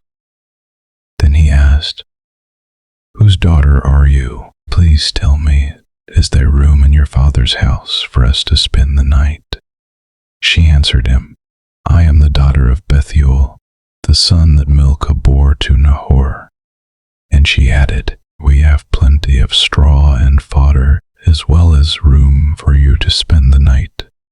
Then the man bowed down and worshipped the Lord, saying, "Praise be to the Lord, the God of my master Abraham, who has not abandoned his kindness and faithfulness to my master. As for me, the Lord has led me on the journey to the house of my master's relatives." The young woman ran and told her mother's household about these things. Now Rebekah had a brother named Laban, and he hurried out to the man at the spring. As soon as he had seen the nose ring and the bracelets on his sister's arms, and had heard Rebekah tell what the man said to her, he went out to the man and found him standing by the camels near the spring. "Come, you who are blessed by the Lord," he said. "Why are you standing out here? I have prepared the house and a place for the camels." So the man went to the house, and the camels were unloaded. Straw and fodder were brought for the camels, and water for him and his men to wash their feet. Then food was set before him, but he said, "I will not eat until I have told you what I have to say." "Then tell us," Laban said. So he said, "I am Abraham's servant. The Lord has blessed my master abundantly, and he has become wealthy. He has given him sheep and cattle, silver and gold, male and female servants, and camels and donkeys. My master's wife, Sarah, has borne him a son in her old age, and he has given him everything he owns. And my master made me swear an oath and said, 'You must not get a wife for my my son from the daughters of the Canaanites, in whose land I live, but go to my father's family and to my own clan, and get a wife for my son. Then I asked my master, what if the woman will not come back with me? He replied, the Lord, before whom I have walked faithfully, will send his angel with you and make your journey a success, so that you can get a wife for my son, from my own clan, and from my father's family. You will be released from my oath if, when you go to my clan, they refuse to give her to you. Then you will be released from my oath. When I came to the spring today, I said, Lord, God of my master Abraham, if you will, please grant success to the journey on which I have come. See, I am standing beside this spring. If a young woman comes out to draw water and I say to her, please let me drink a little water from your jar, and if she says to me, drink, and I'll draw water for your camels too, let her be the one the Lord has chosen for my master's son. Before I finished praying in my heart, Rebekah came out with her jar on her shoulder. She went down to the spring and drew water, and I said to her, please give me a drink. She quickly lowered her jar from her shoulder and said, drink, and I'll water your camels too. So I drank, and she watered the camels also. I asked her, whose daughter are you? You said, the daughter of Bethuel, son of Nahor, whom Milcah bore to him. Then I put the ring in her nose and the bracelets on her arms, and I bowed down and worshipped the Lord. I praised the Lord, the God of my master Abraham, who had led me on the right road to get the granddaughter of my master's brother for his son. Now, if you will show kindness and faithfulness to my master, tell me, and if not, tell me, so I may know which way to turn. Laban and Bethuel answered, this is from the Lord. We can say nothing to you one way or the other. Here is Rebekah. Take her and go, and let her become the wife of your master's son, as the Lord has directed. When Abraham's servant heard what they said, he bowed down to the ground before the Lord. Then the servant brought out gold and silver jewelry and articles of clothing and gave them to Rebekah. He also gave costly gifts to her brother and to her mother. Then he and the men who were with him ate and drank and spent the night there. When they got up the next morning, he said, send me on my way to my master. But her brother and her mother replied, let the young woman remain with us 10 days or so. Then you may go. But he said to them, do not detain me.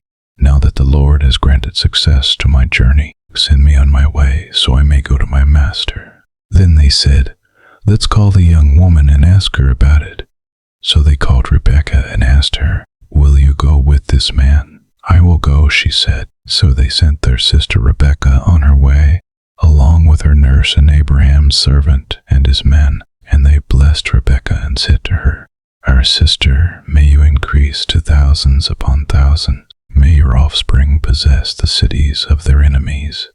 Then Rebekah and her attendants got ready and mounted the camels and went back with the man. So the servant took Rebekah and left. Now Isaac had come from Beer Lahai Roi, for he was living in the Negev. He went out to the field one evening to meditate, and as he looked up, he saw camels approaching. Rebekah also looked up and saw Isaac. She got down from her camel and asked the servant, who is that man in the field coming to meet us? He is my master, the servant answered. So she took her veil and covered herself. Then the servant told Isaac all he had done. Isaac brought her into the tent of his mother Sarah, and he married Rebekah. So she became his wife, and he loved her. And Isaac was comforted after his mother's death. Abraham had taken another wife, whose name was Keturah. She bore him Zimran, Jokshan, Median, Ishbak, and Shua. Jokshan was the father of Sheba and Dedan. The descendants of Dedan were the Asherites, the Letushites, and the Limites. The sons of Midian were Ephah, Epher, Hanok, Abida, and Eldah. All these were descendants of Keturah. Abraham left everything he owned to Isaac, but while he was still living, he gave gifts to the sons of his concubines and sent them away from his son Isaac to the land of the east. Abraham lived 175 years. Then Abraham breathed his last and died at a good old age, an old man and full of years. And he was gathered to his people. His sons Isaac and Ishmael buried him in the cave of Machpelah near Mamre, in the field of Ephron, son of Zohar the Hittite, the field Abraham had bought from the Hittites. There Abraham was buried with his wife Sarah. After Abraham's death, God blessed his son Isaac, who then lived near Beer Lahai Roi. This is the account of the family line of Abraham's son Ishmael, whom Sarah's slave, Hagar the Egyptian, bore to Abraham. These are the names of the sons of Ishmael, listed in the order of their birth.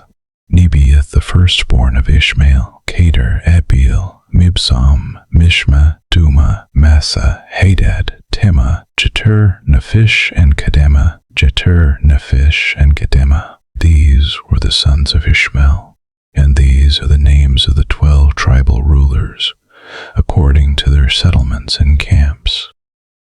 Ishmael lived 137 years. He breathed his last and died, and he was gathered to his people. His descendants settled in the area from Havilah to Shur, near the eastern border of Egypt as you go toward Asher, and they lived in hostility toward all the tribes related to them. This is the account of the family line of Abraham's son Isaac. Abraham became the father of Isaac, and Isaac was 40 years old when he married Rebekah, daughter of Bethuel the Aramean, from Paddan Aram and sister of Laban the Aramean. Isaac prayed to the Lord on behalf of his wife, because she was childless. The Lord answered his prayer, and his wife Rebekah became pregnant. The babies jostled each other within her, and she said, "Why is this happening to me?" So she went to inquire of the Lord. The Lord said to her, "2 nations are in your womb, and 2 peoples from within you will be separated. One people will be stronger than the other, and the older will serve the younger." When the time came for her to give birth, there were twin boys in her womb. The first to come out was red, and his whole body was like a hairy garment, so they named him Esau. After this his brother came out, with his hand grasping Esau's heel, so he was named Jacob. Isaac was 60 years old when Rebekah gave birth to them. The boys grew up, and Esau became a skillful hunter, a man of the open country, while Jacob was content to stay at home among the tents. Isaac, who had a taste for wild game, loved Esau, but Rebekah loved Jacob. Once when Jacob was cooking some stew, Esau came in from the open country, famished. He said to Jacob, "Quick, let me have some of that red stew. I'm famished." That is why he was also called Edom, Jacob replied. "First sell me your birthright." "Look, I am about to die," Esau said. "What good is the birthright to me?" But Jacob said, "Swear to me first." So he swore an oath to him, selling his birthright to Jacob. Then Jacob gave Esau some bread and some lentil stew. He ate and drank and then got up and left. So Esau despised his birthright. Now there was a famine in the land besides the previous famine in Abraham's time. And Isaac went to Abimelech, king of the Philistines in Gerar. The Lord appeared to Isaac and said, "Do not go down to Egypt. Live in the land where I tell you to live. Stay in this land for a while, and I will be with you and will bless you. For to you and your descendants I will give all these lands, and will confirm the oath I swore to your father Abraham. I will make your descendants as numerous as the stars in the sky, and will give them all these lands, and through your offspring all nations on earth will be blessed, because Abraham obeyed me and did everything I required of him, keeping my commands, my decrees, and my instructions." So Isaac stayed in Gerar. When the men of that place asked him about his wife, he said, "She is my sister," because he was afraid to say, "She is my wife," He thought, the men of this place might kill me on account of Rebekah, because she is beautiful. When Isaac had been there a long time, Abimelech, king of the Philistines, looked down from a window and saw Isaac caressing his wife Rebekah. So Abimelech summoned Isaac and said, "She is really your wife. Why did you say, 'She is my sister'?" Isaac answered him, "Because I thought I might lose my life on account of her." Then Abimelech said, "What is this you have done to us? One of the men might well have slept with your wife, and you would have brought guilt upon us." So Abimelech gave orders to all the people, "Anyone who harms this man or his wife shall surely be put to death." Isaac planted crops in that land, and the same year reaped 100-fold, because the Lord blessed him. The man became rich, and his wealth continued to grow until he became very wealthy. He had so many flocks and herds and servants that the Philistines envied him. So all the wells that his father's servants had dug in the time of his father Abraham, the Philistines stopped up, filling them with earth. Then Abimelech said to Isaac, "Move away from us. You have become too powerful for us." So Isaac moved away from there and encamped in the valley of Gerar, where he settled. Isaac reopened the wells that had been dug in the time of his father Abraham, which the Philistines had stopped up after Abraham died, and he gave them the same names his father had given them. Isaac's servants dug in the valley and discovered a well of fresh water there. But the herders of Gerar quarreled with those of Isaac and said, "The water is ours." So he named the well Esek, because they disputed with him. Then they dug another well, but they quarreled over that one also, so he named it Sitnah. He moved on from there and dug another well, and no one quarreled over it. He named it Rehoboth, saying, "Now the Lord has given us room, and we will flourish in the land." From there he went up to Beersheba. That night the Lord appeared to him and said, "I am the God of your father Abraham. Do not be afraid, for I am with you. I will bless you and will increase the number of your descendants for the sake of my servant Abraham." Isaac built an altar there and called on the name of the Lord. There he pitched his tent, and there his servants dug a well. Meanwhile Abimelech had come to him from Gerar with Ahazath his personal advisor and Phicol, the commander of his forces. Isaac asked them, "Why have you come to me, since you were hostile to me and sent me away?" They answered, "We saw clearly that the Lord was with you." So we said, "There ought to be a sworn agreement between us and you. Let us make a treaty with you that you will do us no harm, just as we did not harm you, but always treated you well and sent you away peacefully. And now you are blessed by the Lord." Isaac then made a feast for them, and they ate and drank. Early the next morning, the men swore an oath to each other. Then Isaac sent them on their way, and they went away peacefully. At day, Isaac's servants came and told him about the well they had dug. They said, "We found water." He called it Sheba, and to this day the name of the town has been Beersheba. When Esau was 40 years old, he married Judith, daughter of Beeri the Hittite, and also Basemath, daughter of Elon the Hittite. They were a source of grief to Isaac and Rebekah. When Isaac was old and his eyes were so weak that he could no longer see, he called for Esau, his older son, and said to him, "My son." "Here I am," he answered. Isaac said, "I am now an old man and don't know the day of my death. Now then, get your equipment, your quiver, and bow and go out to the open country to hunt some wild game for me. Prepare me the kind of tasty food I like, and bring it to me to eat, so that I may give you my blessing before I die."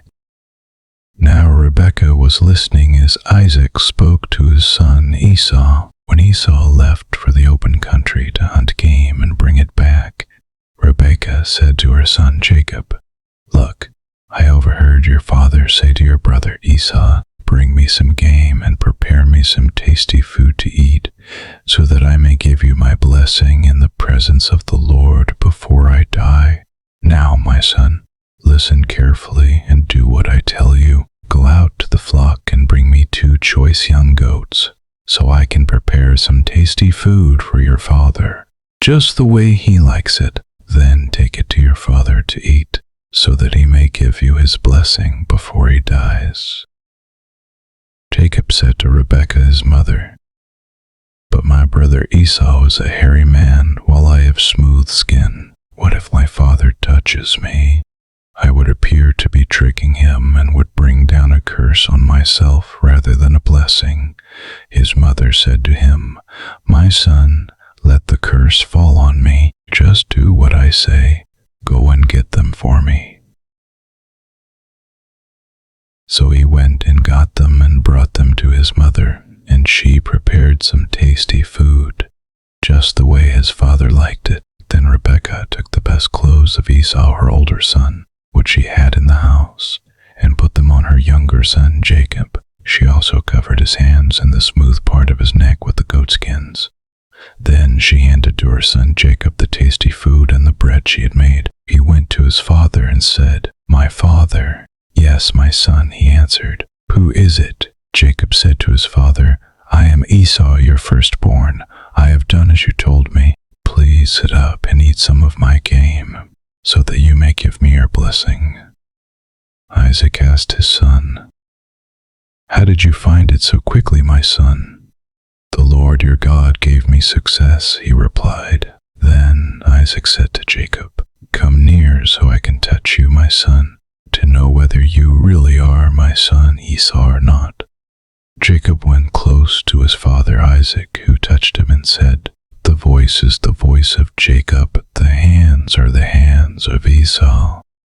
He did not recognize him, for his hands were hairy like those of his brother Esau. So he proceeded to bless him. "Are you really my son Esau?" he asked. "I am," he replied. Then he said, "My son, bring me some of your game to eat, so that I may give you my blessing." Jacob brought it to him, and he ate, and he brought some wine, and he drank. Then his father Isaac said to him, "Come here, my son, and kiss me."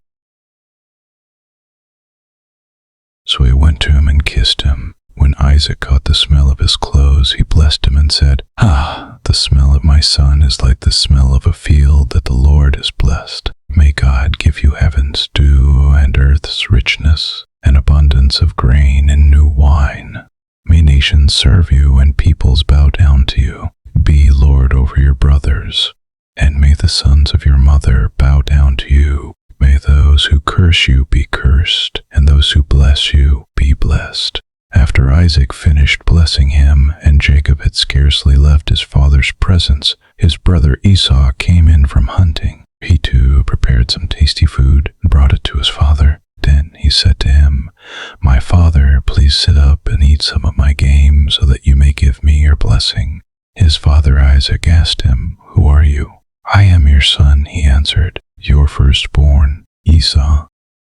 Isaac trembled violently and said, "Who was it then that hunted game and brought it to me? I ate it just before you came, and I blessed him, and indeed he will be blessed." When Esau heard his father's words, he burst out with a loud and bitter cry and said to his father, "Bless me too, my father." But he said, "Your brother came deceitfully and took your blessing." Esau said, "Isn't he rightly named Jacob? This is the second time he has taken advantage of me. He took my birthright, and now he's taken my blessing." Then he asked, "Haven't you reserved any blessing for me?" Isaac answered Esau, "I have made him lord over you, and have made all his relatives his servants, and I have sustained him with grain and new wine. So what can I possibly do for you, my son?" Esau said to his father, "Do you have only one blessing, my father?" "Bless me too, my father." Then Esau wept aloud. His father Isaac answered him, "Your dwelling will be away from the earth's richness, away from the dew of heaven above. You will live by the sword, and you will serve your brother. But when you grow restless, you will throw his yoke from off your neck." Esau held a grudge against Jacob because of the blessing his father had given him. He said to himself, "The days of mourning for my father are near. Then I will kill my brother Jacob." When Rebekah was told what her older son Esau had said, she sent for her younger son Jacob and said to him, "Your brother Esau is planning to avenge himself by killing you. Now then, my son, do what I say. Flee at once to my brother Laban in Haran. Stay with him for a while until your brother's fury subsides. When your brother is no longer angry with you and forgets what you did to him, I'll send word for you to come back from there. Why should I lose both of you in one day?" Then Rebekah said to Isaac, "I'm disgusted with living because of these Hittite women. If Jacob takes a wife from among the women of this land, from Hittite women like these, my life will not be worth living." So Isaac called for Jacob and blessed him. Then he commanded him, "Do not marry a Canaanite woman. Go at once to Paddan Aram, to the house of your mother's father, Bethuel. Take a wife for yourself there, from among the daughters of Laban, your mother's brother. May God Almighty bless you and make you fruitful and increase your numbers until you become a community of peoples. May He give you and your descendants the blessing given to Abraham, so that you may take possession of the land where you now reside as a foreigner, the land God gave to Abraham."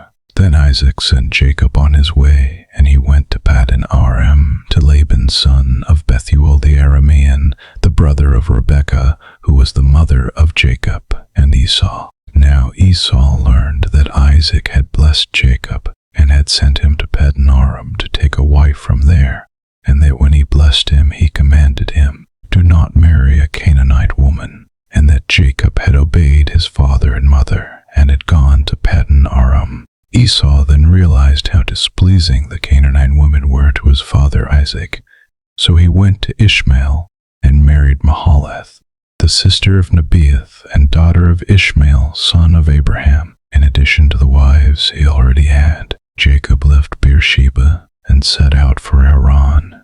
When he reached a certain place, he stopped for the night because the sun had set. Taking one of the stones there, he put it under his head and lay down to sleep. He had a dream in which he saw a stairway resting on the earth, with its top reaching to heaven, and the angels of God were ascending and descending on it.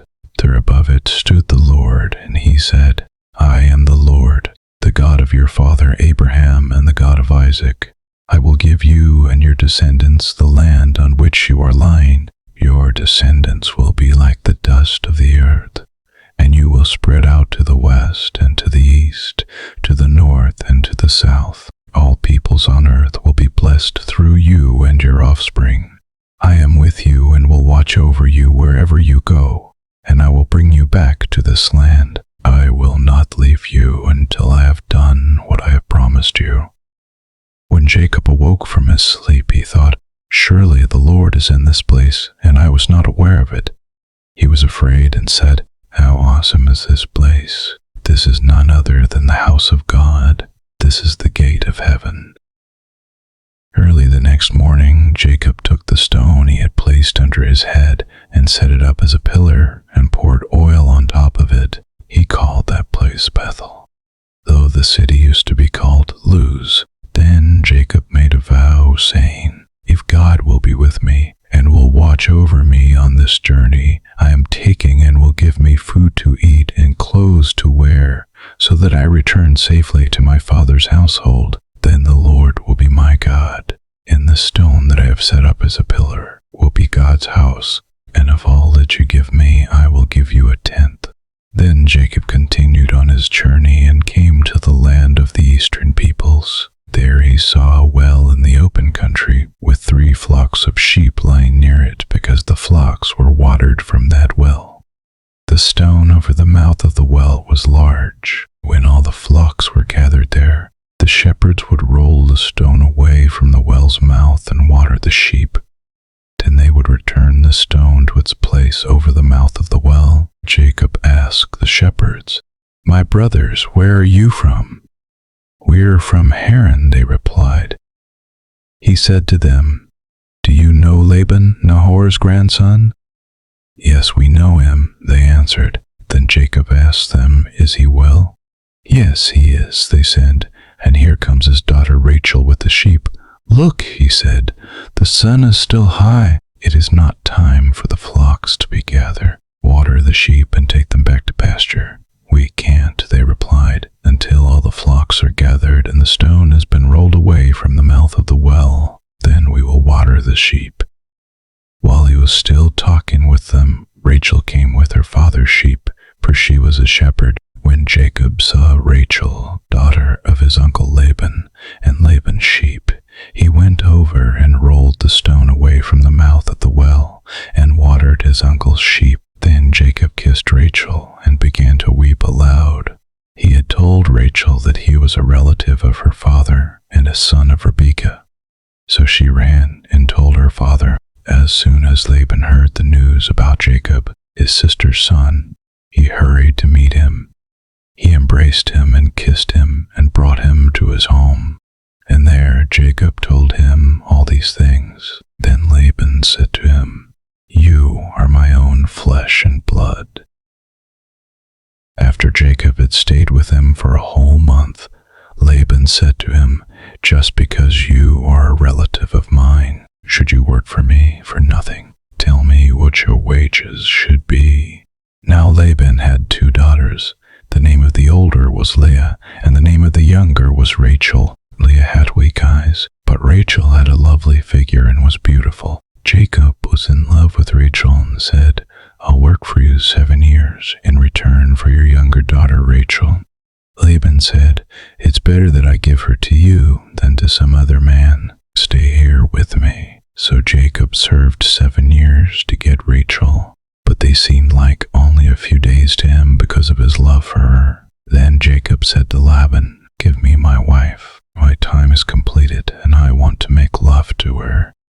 So Laban brought together all the people of the place and gave a feast. But when evening came, he took his daughter Leah and brought her to Jacob, and Jacob made love to her. And Laban gave his servant Zilpah to his daughter as her attendant. When morning came, there was Leah. So Jacob said to Laban, "What is this you have done to me? I served you for Rachel, didn't I? Why have you deceived me?" Laban replied, "It is not our custom here to give the younger daughter in marriage before the older one. Finish this daughter's bridal week. Then we will give you the younger one also in return for another 7 years of work." And Jacob did so. He finished the week with Leah, and then Laban gave him his daughter Rachel to be his wife. Laban gave his servant Bilhah to his daughter Rachel as her attendant. Jacob made love to Rachel also, and his love for Rachel was greater than his love for Leah. And he worked for Laban another 7 years. When the Lord saw that Leah was not loved, he enabled her to conceive, but Rachel remained childless. Leah became pregnant and gave birth to a son. She named him Reuben, for she said, "It is because the Lord has seen my misery. Surely my husband will love me now." She conceived again, and when she gave birth to a son, she said, "Because the Lord heard that I am not loved, he gave me this one too." So she named him Simeon. Again she conceived, and when she gave birth to a son, she said, "Now at last my husband will become attached to me, because I have borne him 3 sons." So he was named Levi. She conceived again, and when she gave birth to a son, she said, "This time I will praise the Lord." So she named him Judah. Then she stopped having children. When Rachel saw that she was not bearing Jacob any children, she became jealous of her sister. So she said to Jacob, "Give me children, or I'll die." Jacob became angry with her and said, "Am I in the place of God who has kept you from having children?" Then she said, "Here is Bilhah, my servant. Sleep with her, so that she can bear children for me, and I too can build a family through her." So she gave him her servant Bilhah as a wife. Jacob slept with her, and she became pregnant and bore him a son. Then Rachel said, God has vindicated me.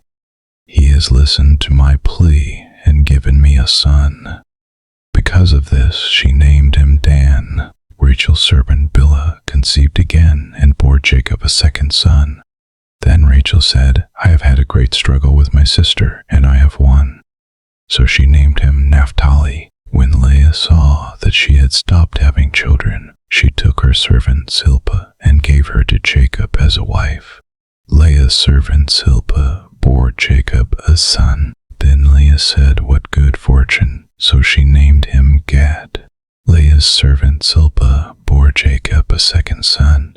Then Leah said, How happy I am! The women will call me happy. So she named him Asher. During wheat harvest, Reuben went out into the fields and found some mandrake plants, which he brought to his mother Leah. Rachel said to Leah, Please give me some of your son's mandrakes.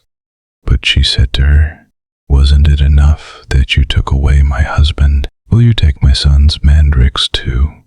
Very well, Rachel said, He can sleep with you tonight in return for your son's mandrakes. So when Jacob came in from the fields that evening, Leah went out to meet him. You must sleep with me, she said. I have hired you with my son's mandrakes.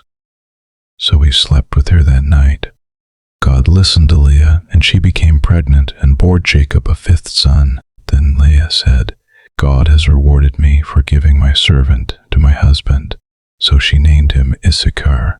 Leah conceived again and bore Jacob a sixth son. Then Leah said, God has presented me with a precious gift.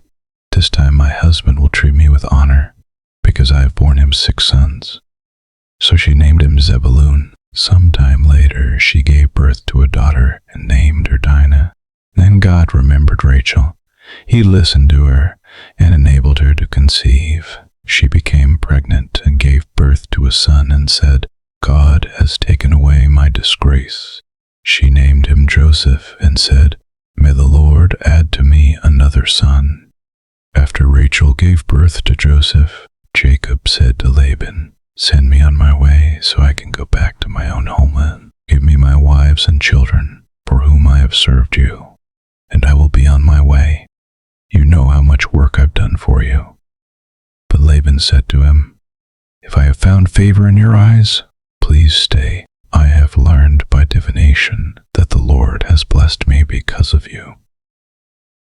He added, Name your wages, and I will pay them. Jacob said to him, You know how I have worked for you, and how your livestock has fared under my care. The little you had before I came has increased greatly, and the Lord has blessed you wherever I have been. But now, when may I do something for my own household? What shall I give you? He asked. Don't give me anything, Jacob replied. But if you will do this one thing for me, I will go on tending your flocks and watching over them.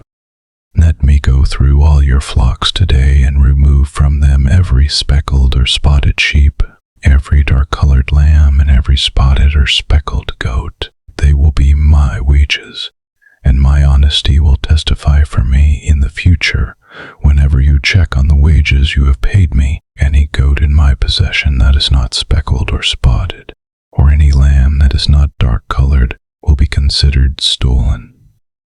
Agreed, said Laban. Let it be as you have said.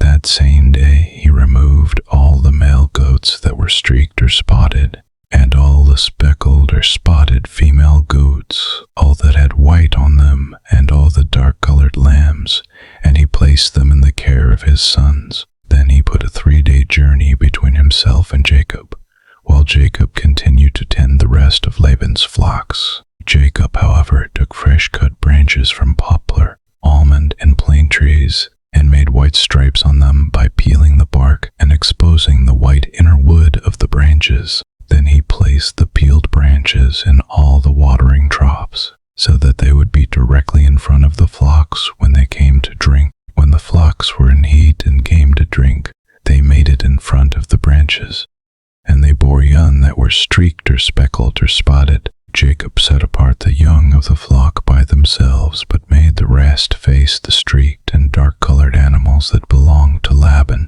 When Whenever the stronger females were in heat, Jacob would place the branches in the troughs in front of the animals, so they would mate near the branches. But if the animals were weak, he would not place them there. So the weak animals went to Laban, and the strong ones to Jacob.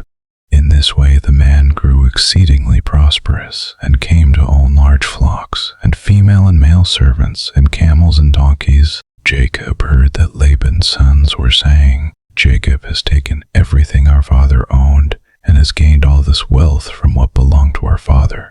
And Jacob noticed that Laban's attitude toward him was not what it had been. Then the Lord said to Jacob, "Go back to the land of your fathers, and to your relatives, and I will be with you." So Jacob sent word to Rachel and Leah to come out to the fields where his flocks were. He said to them, "I see that your father's attitude toward me is not what it was before, but the God of my father has been with me. You know that I've worked for your father with all my strength. Yet your father has cheated me by changing my wages 10 times. However, God has not allowed him to harm me. If he said, 'The speckled ones will be your wages,' then all the flocks gave birth to speckled young. And if he said, 'The streaked ones will be your wages,' then all the flocks bore streaked young. So God has taken away your father's livestock and has given them to me. In breeding season, I once had a dream in which I looked up and saw that the male goats mating with the flock were streaked, speckled, or spotted. The angel of God said to me in the dream, 'Jacob.' I answered, 'Here I am.' And he said, 'Look up and see that all the male goats mating with the flock are streaked, speckled, or spotted, for I have seen all that Laban has been doing to you. I am the God of Bethel, where you anointed a pillar and where you made a vow to me. Now leave this land at once and go back to your native land.' Then Rachel and Leah replied, 'Do we still have any share in the inheritance of our father's estate? Does he not regard us as foreigners? Not only has he sold us, but he has used up what was paid for us. Surely all the wealth that God took away from our father belongs to us and our children. So do whatever God has told you.' Then Jacob put his children and his wives on camels, and he drove all his livestock ahead of him, along with all the goods he had accumulated, and Paddan Aram, to go to his father Isaac in the land of Canaan. When Laban had gone to shear his sheep, Rachel stole her father's household gods. Moreover, Jacob deceived Laban the Aramean by not telling him he was running away. So he fled with Gilead, crossed the Euphrates River, and headed for the hill country of Gilead. On the 3rd day, Laban was told that Jacob had fled. Taking his relatives with him, he pursued Jacob for 7 days, and caught up with him in the hill country of Gilead. Then God came to Laban the Aramean in a dream at night, and said to him, "Be careful not to say anything to Jacob, either good or bad." Jacob had pitched his tent in the hill country of Gilead, when Laban overtook him, and Laban and his relatives camped there too. Then Laban said to Jacob, "What have you done? You've deceived me, and you've carried off my daughters like captives in war. Why did you run off secretly and deceive me? Why didn't you tell me, so I could send you away with joy and singing to the music of timbrels and harps? You didn't even let me kiss my grandchildren and my daughters goodbye. You have done a foolish thing. I have the power to harm you. But last night the God of your father said to me, 'Be careful not to say anything to Jacob, either good or bad.' Now you have gone off because you long to return to your father's household. But why did you steal my gods?" Jacob answered Laban, "I was afraid, because I thought you would take your daughters away from me by force. But if you find anyone who has your gods, that person shall not live. In the presence of our relatives, see for yourself whether there is anything of yours here with me, and if so, take it." Now Jacob did not know that Rachel had stolen the gods. So Laban went into Jacob's tent, and into Leah's tent, and into the tent of the 2 female servants. But he found nothing. After he came out of Leah's tent, he entered Rachel's tent. Now Rachel had taken the household gods and put them inside her camel's saddle and was sitting on them. Laban searched through everything in the tent but found nothing. Rachel said to her father, "Don't be angry, my lord, that I cannot stand up in your presence. I'm having my period." So he searched but could not find the household gods. Jacob was angry and took Laban to task. "What is my crime?" he asked Laban. "How have I wronged you that you hunt me down? Now that you have searched through all my goods, what have you found that belongs to your household? Put it here in front of your relatives and mine, and let them judge between the two of us. I have been with you for 20 years now. Your sheep and goats have not miscarried, nor have I eaten rams from your flocks. I did not bring you animals torn by wild beasts. I bore the loss myself, and you demanded payment from me for whatever was stolen by day or night. This was my situation. The heat consumed me in the daytime and the cold at night, and sleep fled from my eyes. It was like this for the 20 years I was in your household. I worked for you 14 years for your 2 daughters and 6 years for your flocks, and you changed my wages 10 times. If the God of my father, the God of Abraham and the fear of Isaac, had not been with me, you would surely have sent me away empty-handed. But God has seen my hardship and the toil of my hands, and last night he rebuked you." Laban answered Jacob, "The women are my daughters, the children are my children, and the flocks are my flocks. All you see is mine. Yet what can I do today about these daughters of mine, or about the children they have borne? Come now, let's make a covenant, you and I, and let it serve as a witness between us." So Jacob took a stone and set it up as a pillar. He said to his relatives, "Gather some stones." So they took stones and piled them in a heap, and they ate there by the heap. Laban called it Jegar-sahadutha, and Jacob called it Galid. Laban said, "This heap is a witness between you and me today." That is why it was called Galad. It was also called Mizpah, because he said, "May the Lord keep watch between you and me when we are away from each other. If you mistreat my daughters, or if you take any wives besides my daughters, even though no one is with us, remember that God is a witness between you and me."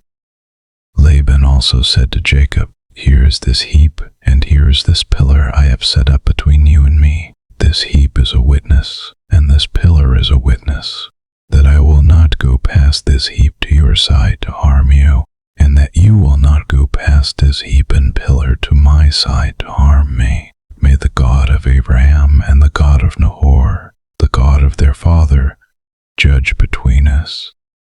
So Jacob took an oath in the name of the fear of his father Isaac. He offered a sacrifice there in the hill country and invited his relatives to a meal. After they had eaten, they spent the night there. Early the next morning, Laban kissed his grandchildren and his daughters and blessed them. Then he left and returned home. Jacob also went on his way, and the angels of God met him. When Jacob saw them, he said, "This is the camp of God." So he named that place Mahanaim. Jacob sent messengers ahead of him to his brother Esau in the land of Seir, the country of Edom. He instructed them, "This is what you are to say to my lord Esau. Your servant Jacob says, I have been staying with Laban and have remained there till now. I have cattle and donkeys, sheep and goats, male and female servants. Now I am sending this message to my lord, that I may find favor in your eyes." When the messengers returned to Jacob, they said, "We went to your brother Esau, and now he is coming to meet you, and 400 men are with him." In great fear and distress, Jacob divided the people who were with him into 2 groups, and the flocks and herds and camels as well. He thought, if Esau comes and attacks one group, the group that is left may escape.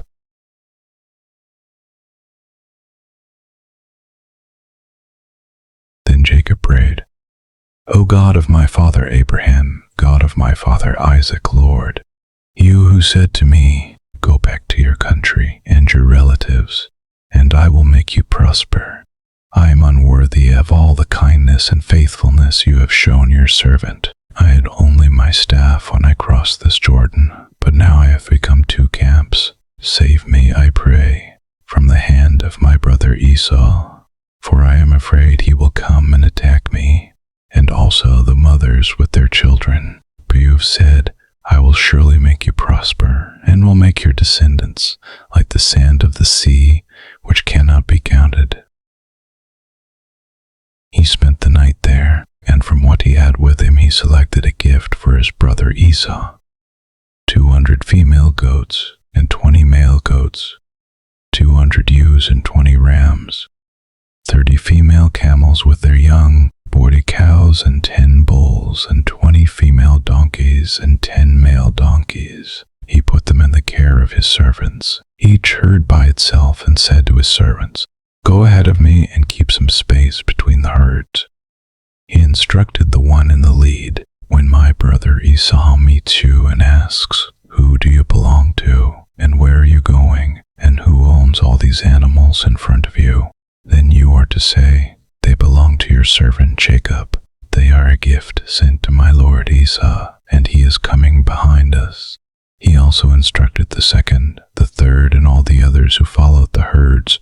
You are to say the same thing to Esau when you meet him, and be sure to say, Your servant Jacob is coming behind us. For he thought, I will pacify him with these gifts I am sending on ahead. Later, when I see him, perhaps he will receive me. So Jacob's gifts went on ahead of him, but he himself spent the night in the camp. That night Jacob got up and took his 2 wives, his 2 female servants, and his 11 sons, and crossed the ford of the Jabbok. After he had sent them across the stream, he sent over all his possessions. So Jacob was left alone, and a man wrestled with him till daybreak. When the man saw that he could not overpower him, he touched the socket of Jacob's hip, so that his hip was wrenched as he wrestled with the man. Then the man said, Let me go, for it is daybreak. But Jacob replied, I will not let you go unless you bless me. The man asked him, What is your name? Jacob, he answered. Then the man said, Your name will no longer be Jacob, but Israel, because you have struggled with God and with humans and have overcome. Jacob said, Please tell me your name. But he replied, Why do you ask my name? Then he blessed him there. So Jacob called the place Peniel, saying, It is because I saw God face to face, and yet my life was spared.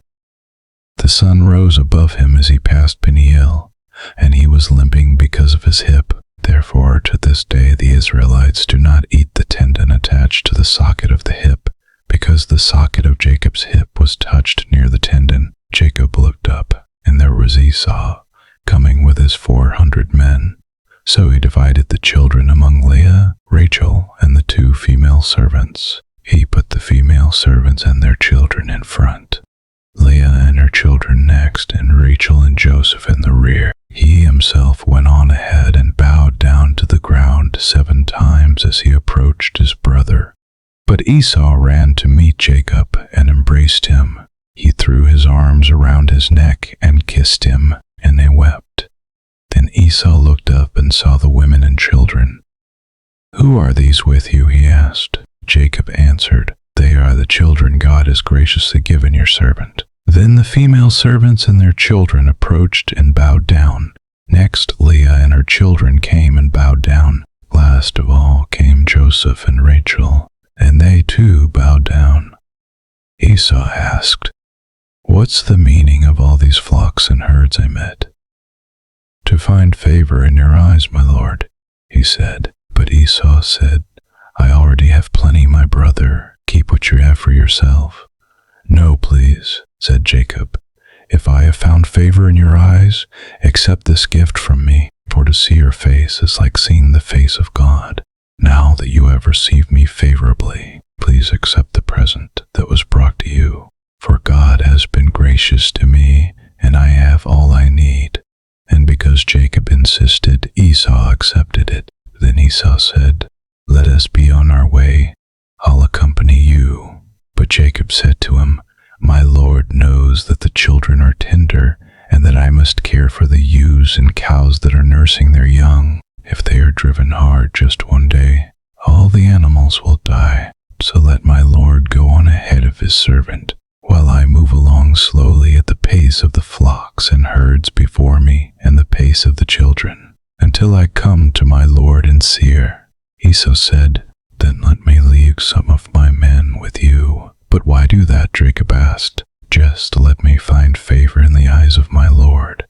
So that day Esau started on his way back to Seir. Jacob, however, went to Succoth, where he built a place for himself and made shelters for his livestock. That is why the place is called Succoth. After Jacob came from Paddan Aram, he arrived safely at the city of Shechem in Canaan and camped within sight of the city. For 100 pieces of silver he bought from the sons of Hamor, the father of Shechem, the plot of ground where he pitched his tent. There he set up an altar and called it El Eloi Israel. Now Dinah, the daughter Leah had borne to Jacob, went out to visit the women of the land.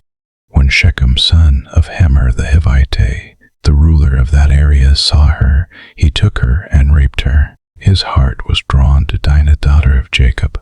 He loved the young woman and spoke tenderly to her. And Shechem said to his father Hamor, Get me this girl as my wife. When Jacob heard that his daughter Dinah had been defiled, his sons were in the fields with his livestock, so he did nothing about it until they came home. Then Shechem's father Hamor went out to talk with Jacob. Meanwhile, Jacob's sons had come in from the fields as soon as they heard what had happened. They were shocked and furious because Shechem had done an outrageous thing in Israel by sleeping with Jacob's daughter, a thing that should not be done. But Hamor said to them, My son Shechem has his heart set on your daughter. Please give her to him as his wife. Intermarry with us. Give us your daughters and take our daughters for yourselves. You can settle among us. The land is open to you. Live in it, trade in it, and acquire property in it. Then Shechem said to Dinah's father and brothers, Let me find favor in your eyes, and I will give you whatever you ask. Make the price for the bride and the gift I'm to bring as great as you like, and I'll pay whatever you ask me. Only give me the young woman as my wife.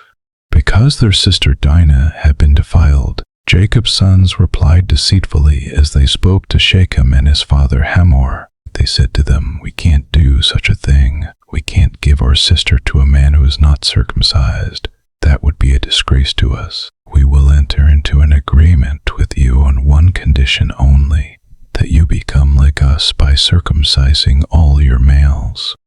Then we will give you our daughters and take your daughters for ourselves. We'll settle among you and become one people with you.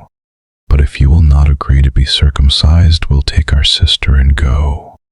Their proposal seemed good to Hamor and his son Shechem. The young man, who was the most honored of all his father's family, lost no time in doing what they said, because he was delighted with Jacob's daughter. So Hamor and his son Shechem went to the gate of their city to speak to the men of their city. These men are friendly toward us, they said. Let them live in our land and trade in it. The land has plenty of room for them. We can marry their daughters and they can marry ours, but the men will agree to live with us as one people only on the condition that our males be circumcised as they themselves are. Won't their livestock, their property, and all their other animals become ours? So let us agree to their terms, and they will settle among us.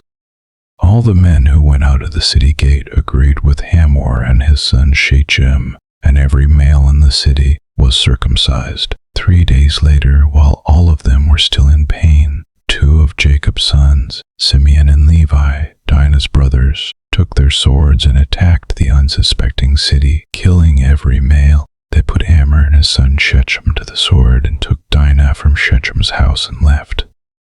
The sons of Jacob came upon the dead bodies and looted the city where their sister had been defiled. They seized their flocks and herds and donkeys and everything else of theirs in the city and out in the fields. They carried off all their wealth and all their women and children, taking as plunder everything in the houses. Then Jacob said to Simeon and Levi, "You have brought trouble on me by making me obnoxious to the Canaanites and Perizzites, the people living in this land. We are few in number, and if they join forces against me and attack me, I and my household will be destroyed." But they replied, "Should he have treated her sister like a prostitute?" Then God said to Jacob, "Go up to Bethel and settle there, and build an altar there to God, who appeared to you when you were fleeing from your brother Esau."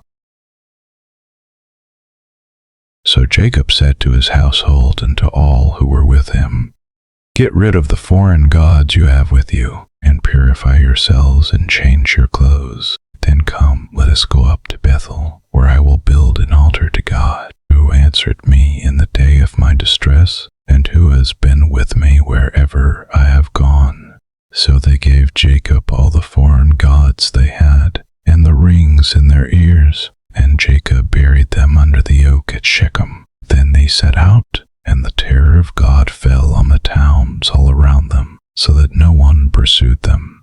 Jacob and all the people with him came to Luz, that is, Bethel, in the land of Canaan. There he built an altar, and he called the place El Bethel, because it was there that God revealed himself to him when he was fleeing from his brother. Now Deborah, Rebekah's nurse, died and was buried under the oak outside Bethel.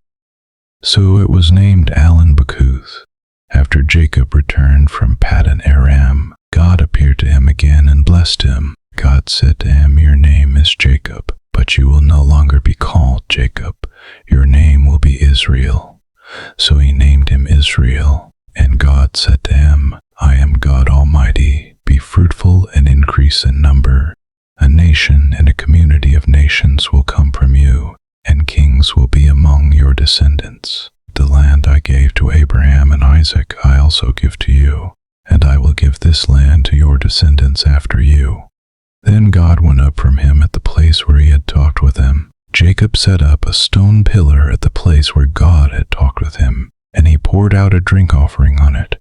He also poured oil on it. Jacob called the place where God had talked with him Bethel. Then they moved on from Bethel. While they were still some distance from Ephrath, Rachel began to give birth and had great difficulty. And as she was having great difficulty in childbirth, the midwife said to her, "Don't despair, for you have another son." As she breathed her last, for she was dying, she named her son Benoni, but his father named him Benjamin. So Rachel died and was buried on the way to Ephrath, that is, Bethlehem. Over her tomb, Jacob set up a pillar, and to this day that pillar marks Rachel's tomb. Israel moved on again and pitched his tent beyond Migdal-Eder. While Israel was living in that region, Reuben went in and slept with his father's concubine Bilhah, and Israel heard of it. Jacob had 12 sons, the sons of Leah, Reuben the firstborn of Jacob, Simeon, Levi, Judah, Issachar, and Zebulun. The sons of Rachel, Joseph and Benjamin. The sons of Rachel's servant, Bilhah, Dan, and Naphtali. The sons of Leah's servant, Zilpah, Gad, and Asher. These were the sons of Jacob, who were born to him in Paddan Aram. Jacob came home to his father Isaac in Mamre near Kiriath Arba, that is Hebron, where Abraham and Isaac had stayed. Isaac lived 180 years. Then he breathed his last and died and was gathered to his people, old and full of years. And his sons Esau and Jacob buried him. This is the account of the family line of Esau, that is, Edom. Esau took his wives from the women of Canaan, Adah daughter of Elon the Hittite, and Oholibamah daughter of Anah, and granddaughter of Zibeon the Hivite, also Basemath daughter of Ishmael, and sister of Nebaioth. Adah bore Eliphaz to Esau, Basemath bore Reuel, and Oholibamah bore Jush, Jalam, and Korah. These were the sons of Esau, who were born to him in Canaan.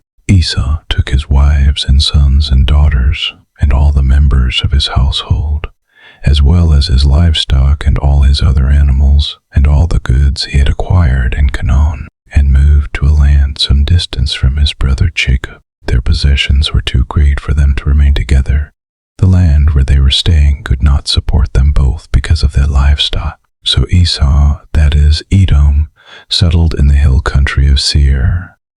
This is the account of the family line of Esau, the father of the Edomites, in the hill country of Seir. These are the names of Esau's sons: Eliphaz, the son of Esau's wife Adah, and Reuel, the son of Esau's wife Basemeth. The sons of Eliphaz, Teman, Omar, Zepho, Gatam, and Kenaz. Esau's son Eliphaz also had a concubine named Timnah, who bore him Amalek. These were grandsons of Esau's wife Adah. The sons of Reuel, Nehath, Zerah, Shammah, and Mizah. These were grandsons of Esau's wife Basemeth. The sons of Esau's wife, Oholibamah, daughter of Anah, and granddaughter of Zibeon, whom she bore to Esau, Jadish, Jalam, and Korah. These were the chiefs among Esau's descendants. The sons of Eliphaz, the firstborn of Esau, chiefs Teman, Omar, Zepho, Kenaz, Korah, Gatam, and Amalek. These were the chiefs descended from Eliphaz and Edom. They were grandsons of Adah. The sons of Esau's son Reuel, chiefs Nahath, Zerah, Shammah, and Mizah. These were the chiefs descended from Reuel in Edom. They were grandsons of Esau's wife Basemeth. The sons of Esau's wife Oholibamah, chiefs Jush, Jalam, and Korah. These were the chiefs descended from Esau's wife Oholibamah, daughter of Anah. These were the sons of Esau, that is, Edom, and these were their chiefs. These were the sons of Seir the Horite, who were living in the region: Lotan, Shobal, Zibeon, Anah, Dison, Ezer, and Dison. These sons of Seir in Edom were Horite chiefs. The sons of Lotan, Hori, and Homam. Timnah was Lotan's sister. The sons of Shobal, Halvan, Manahath, Ebal, Sheth, and Onam. The sons of Zibeon, Aya, and Anah. This is the Anah who discovered the hot springs in the desert, while he was grazing the donkeys of his father Zibeon. The children of Anah, Dison, and Oholibamah, daughter of Anah. The sons of Dison, Hemdan, Eshban, Ithran, and Karan. The sons of Ezer, Bilhan, Zavan, and Akan. The sons of Dison, Oz, and Aran. These were the Horite chiefs: Lotan, Shobal, Zibeon, Anah, Dison, Ezer, and Dison. These were the Horite chiefs according to their divisions in the land of Seir. These were the kings who reigned in Edom before any Israelite king reigned. Bela, son of Beor, became king of Edom. His city was named Dinhaba. When Bela died, Jobab, son of Zerah from Bozrah, succeeded him as king. When Jobab died, Husham from the land of the Timonites succeeded him as king. When Husham died, Hadad, son of Bedad, who defeated Midian in the country of Moab, succeeded him as king. His city was named Avith.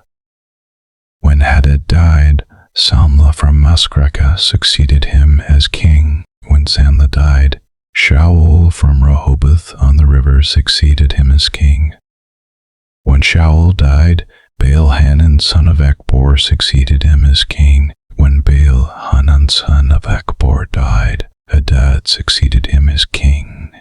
His city was named Pau, and his wife's name was Mehetabel, daughter of Matred, the daughter of Mezahah. These were the chiefs descended from Esau by name, according to their clans and regions: Timnah, Alva, Jetheth, Oholibamah, Elah, Pinon, Kenaz, Timon, Midzar, Mahdil, and Iram. These were the chiefs of Edom, according to their settlements in the land they occupied.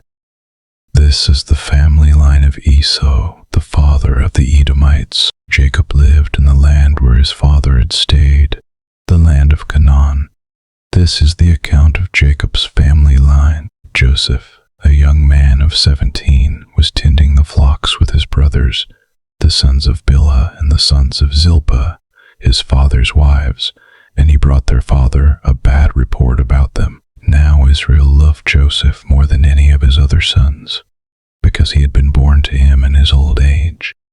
And he made an ornate robe for him. When his brothers saw that their father loved him more than any of them, they hated him and could not speak a kind word to him. Joseph had a dream, and when he told it to his brothers, they hated him all the more. He said to them, "Listen to this dream I had. We were binding sheaves of grain out in the field when suddenly my sheaf rose and stood upright. All your sheaves gathered around mine and bowed down to it." His brother said to him, "Do you intend to reign over us? Will you actually rule us?" And they hated him all the more because of his dream and what he had said. Then he had another dream, and he told it to his brothers. "Listen," he said, "I had another dream, and this time the sun and moon and 11 stars were bowing down to me." When he told his father as well as his brothers, his father rebuked him and said, "What is this dream you had? Will your mother and I and your brothers actually come and bow down to the ground before you?" His brothers were jealous of him, but his father kept the matter in mind. Now his brothers had gone to graze their father's flocks near Shechem. And Israel said to Joseph, "As you know, your brothers are grazing the flocks near Shechem. Come, I am going to send you to them." "Very well," he replied. So he said to him, "Go and see if all is well with your brothers and with the flocks, and bring word back to me." Then he sent him off from the valley of Hebron. When Joseph arrived at Shechem, a man found him wandering around in the fields and asked him, "What are you looking for?" He replied, "I'm looking for my brothers. Can you tell me where they are grazing their flocks?" "They have moved on from here." The man answered, "I heard them say, 'Let's go to Dothan.'" So Joseph went after his brothers and found them near Dothan. But they saw him in the distance, and before he reached them, they plotted to kill him. "Here comes that dreamer," they said to each other. "Come now, let's kill him and throw him into one of these cisterns and say that a ferocious animal devoured him. Then we'll see what comes of his dreams." When Reuben heard this, he tried to rescue him from their hands. "Let's not take his life," he said. "Don't shed any blood. Throw him into this cistern here in the wilderness, but don't lay a hand on him." Reuben said this to rescue him from them and take him back to his father. So when Joseph came to his brothers, they stripped him of his robe, the ornate robe he was wearing, and they took him and threw him into the cistern. The cistern was empty. There was no water in it. As they sat down to eat their meal, they looked up and saw a caravan of Ishmaelites coming from Gilead. Their camels were loaded with spices, balm, and myrrh, and they were on their way to take them down to Egypt. Judah said to his brothers, "What will we gain if we kill our brother and cover up his blood? Come, let's sell him to the Ishmaelites and not lay our hands on him. After all, he is our brother, our own flesh and blood." His brothers agreed. So when the Midianite merchants came by, his brothers pulled Joseph up out of the cistern and sold him for 20 shekels of silver to the Ishmaelites who took him to Egypt. When Reuben returned to the cistern and saw that Joseph was not there, he tore his clothes. He went back to his brothers and said, "The boy isn't there. Where can I turn now?" Then they got Joseph's robe, slaughtered a goat, and dipped the robe in the blood. They took the ornate robe back to their father and said, "We found this. Examine it to see whether it is your son's robe." He recognized it and said, "It is my son's robe. Some ferocious animal has devoured him. Joseph has surely been torn to pieces." Then Jacob tore his clothes, put on sackcloth, and mourned for his son many days. All his sons and daughters came to comfort him. But he refused to be comforted. "No," he said, "I will continue to mourn until I join my son in the grave." So his father wept for him. Meanwhile, the Midianites sold Joseph in Egypt to Potiphar, one of Pharaoh's officials, the captain of the guard. At that time, Judah left his brothers and went down to stay with a man of Adullam named Hira. There, Judah met the daughter of a Canaanite man named Shua. He married her and made love to her. She became pregnant and gave birth to a son who was named Er. She conceived again and gave birth to a son and named him Onan. She gave birth to still another son and named him Shelah. It was at Kezib that she gave birth to him. Judah got a wife for Er, his firstborn, and her name was Tamar. But Er, Judah's firstborn, was wicked in the Lord's sight. So the Lord put him to death. Then Judah said to Onan, "Sleep with your brother's wife, and fulfill your duty to her as a brother-in-law, to raise up offspring for your brother."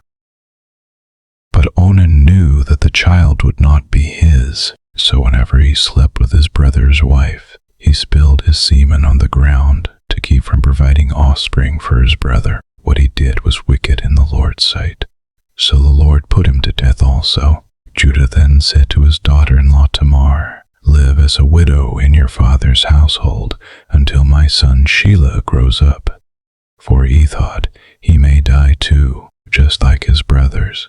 So Tamar went to live in her father's household. After a long time, Judah's wife, the daughter of Shua, died. When Judah had recovered from his grief, he went up to Timnah, to the men who were shearing his sheep, and his friend Hira the Adullamite went with him. When Tamar was told, "Your father-in-law is on his way to Timnah to shear his sheep," she took off her widow's clothes, covered herself with a veil to disguise herself, and then sat down at the entrance to Enaim, which is on the road to Timnah. For she saw that, though Shelah had now grown up, she had not been given to him as his wife. When Judah saw her, he thought she was a prostitute, for she had covered her face, not realizing that she was his daughter-in-law. He went over to her by the roadside and said, "Come now, let me sleep with you." "And what will you give me to sleep with you?" she asked. "I'll send you a young goat from my flock," he said. "Will you give me something as a pledge until you send it?" she asked. He said, "What pledge should I give you?" "Your seal and its cord, and the staff in your hand," she answered. So he gave them to her and slept with her, and she became pregnant by him. After she left, she took off her veil and put on her widow's clothes again. Meanwhile, Judah sent the young goat by his friend the Adullamite in order to get his pledge back from the woman. But he did not find her. He asked the men who lived there, "Where is the shrine prostitute who was beside the road at Enaim?" "There hasn't been any shrine prostitute here," they said. So he went back to Judah and said, "I didn't find her." Besides, the men who lived there said, "There hasn't been any shrine prostitute here." Then Judah said, "Let her keep what she has, or we will become a laughingstock. After all, I did send her this young goat, but you didn't find her." About 3 months later, Judah was told, "Your daughter-in-law Tamar is guilty of prostitution, and as a result, she is now pregnant." Judah said, "Bring her out and have her burned to death."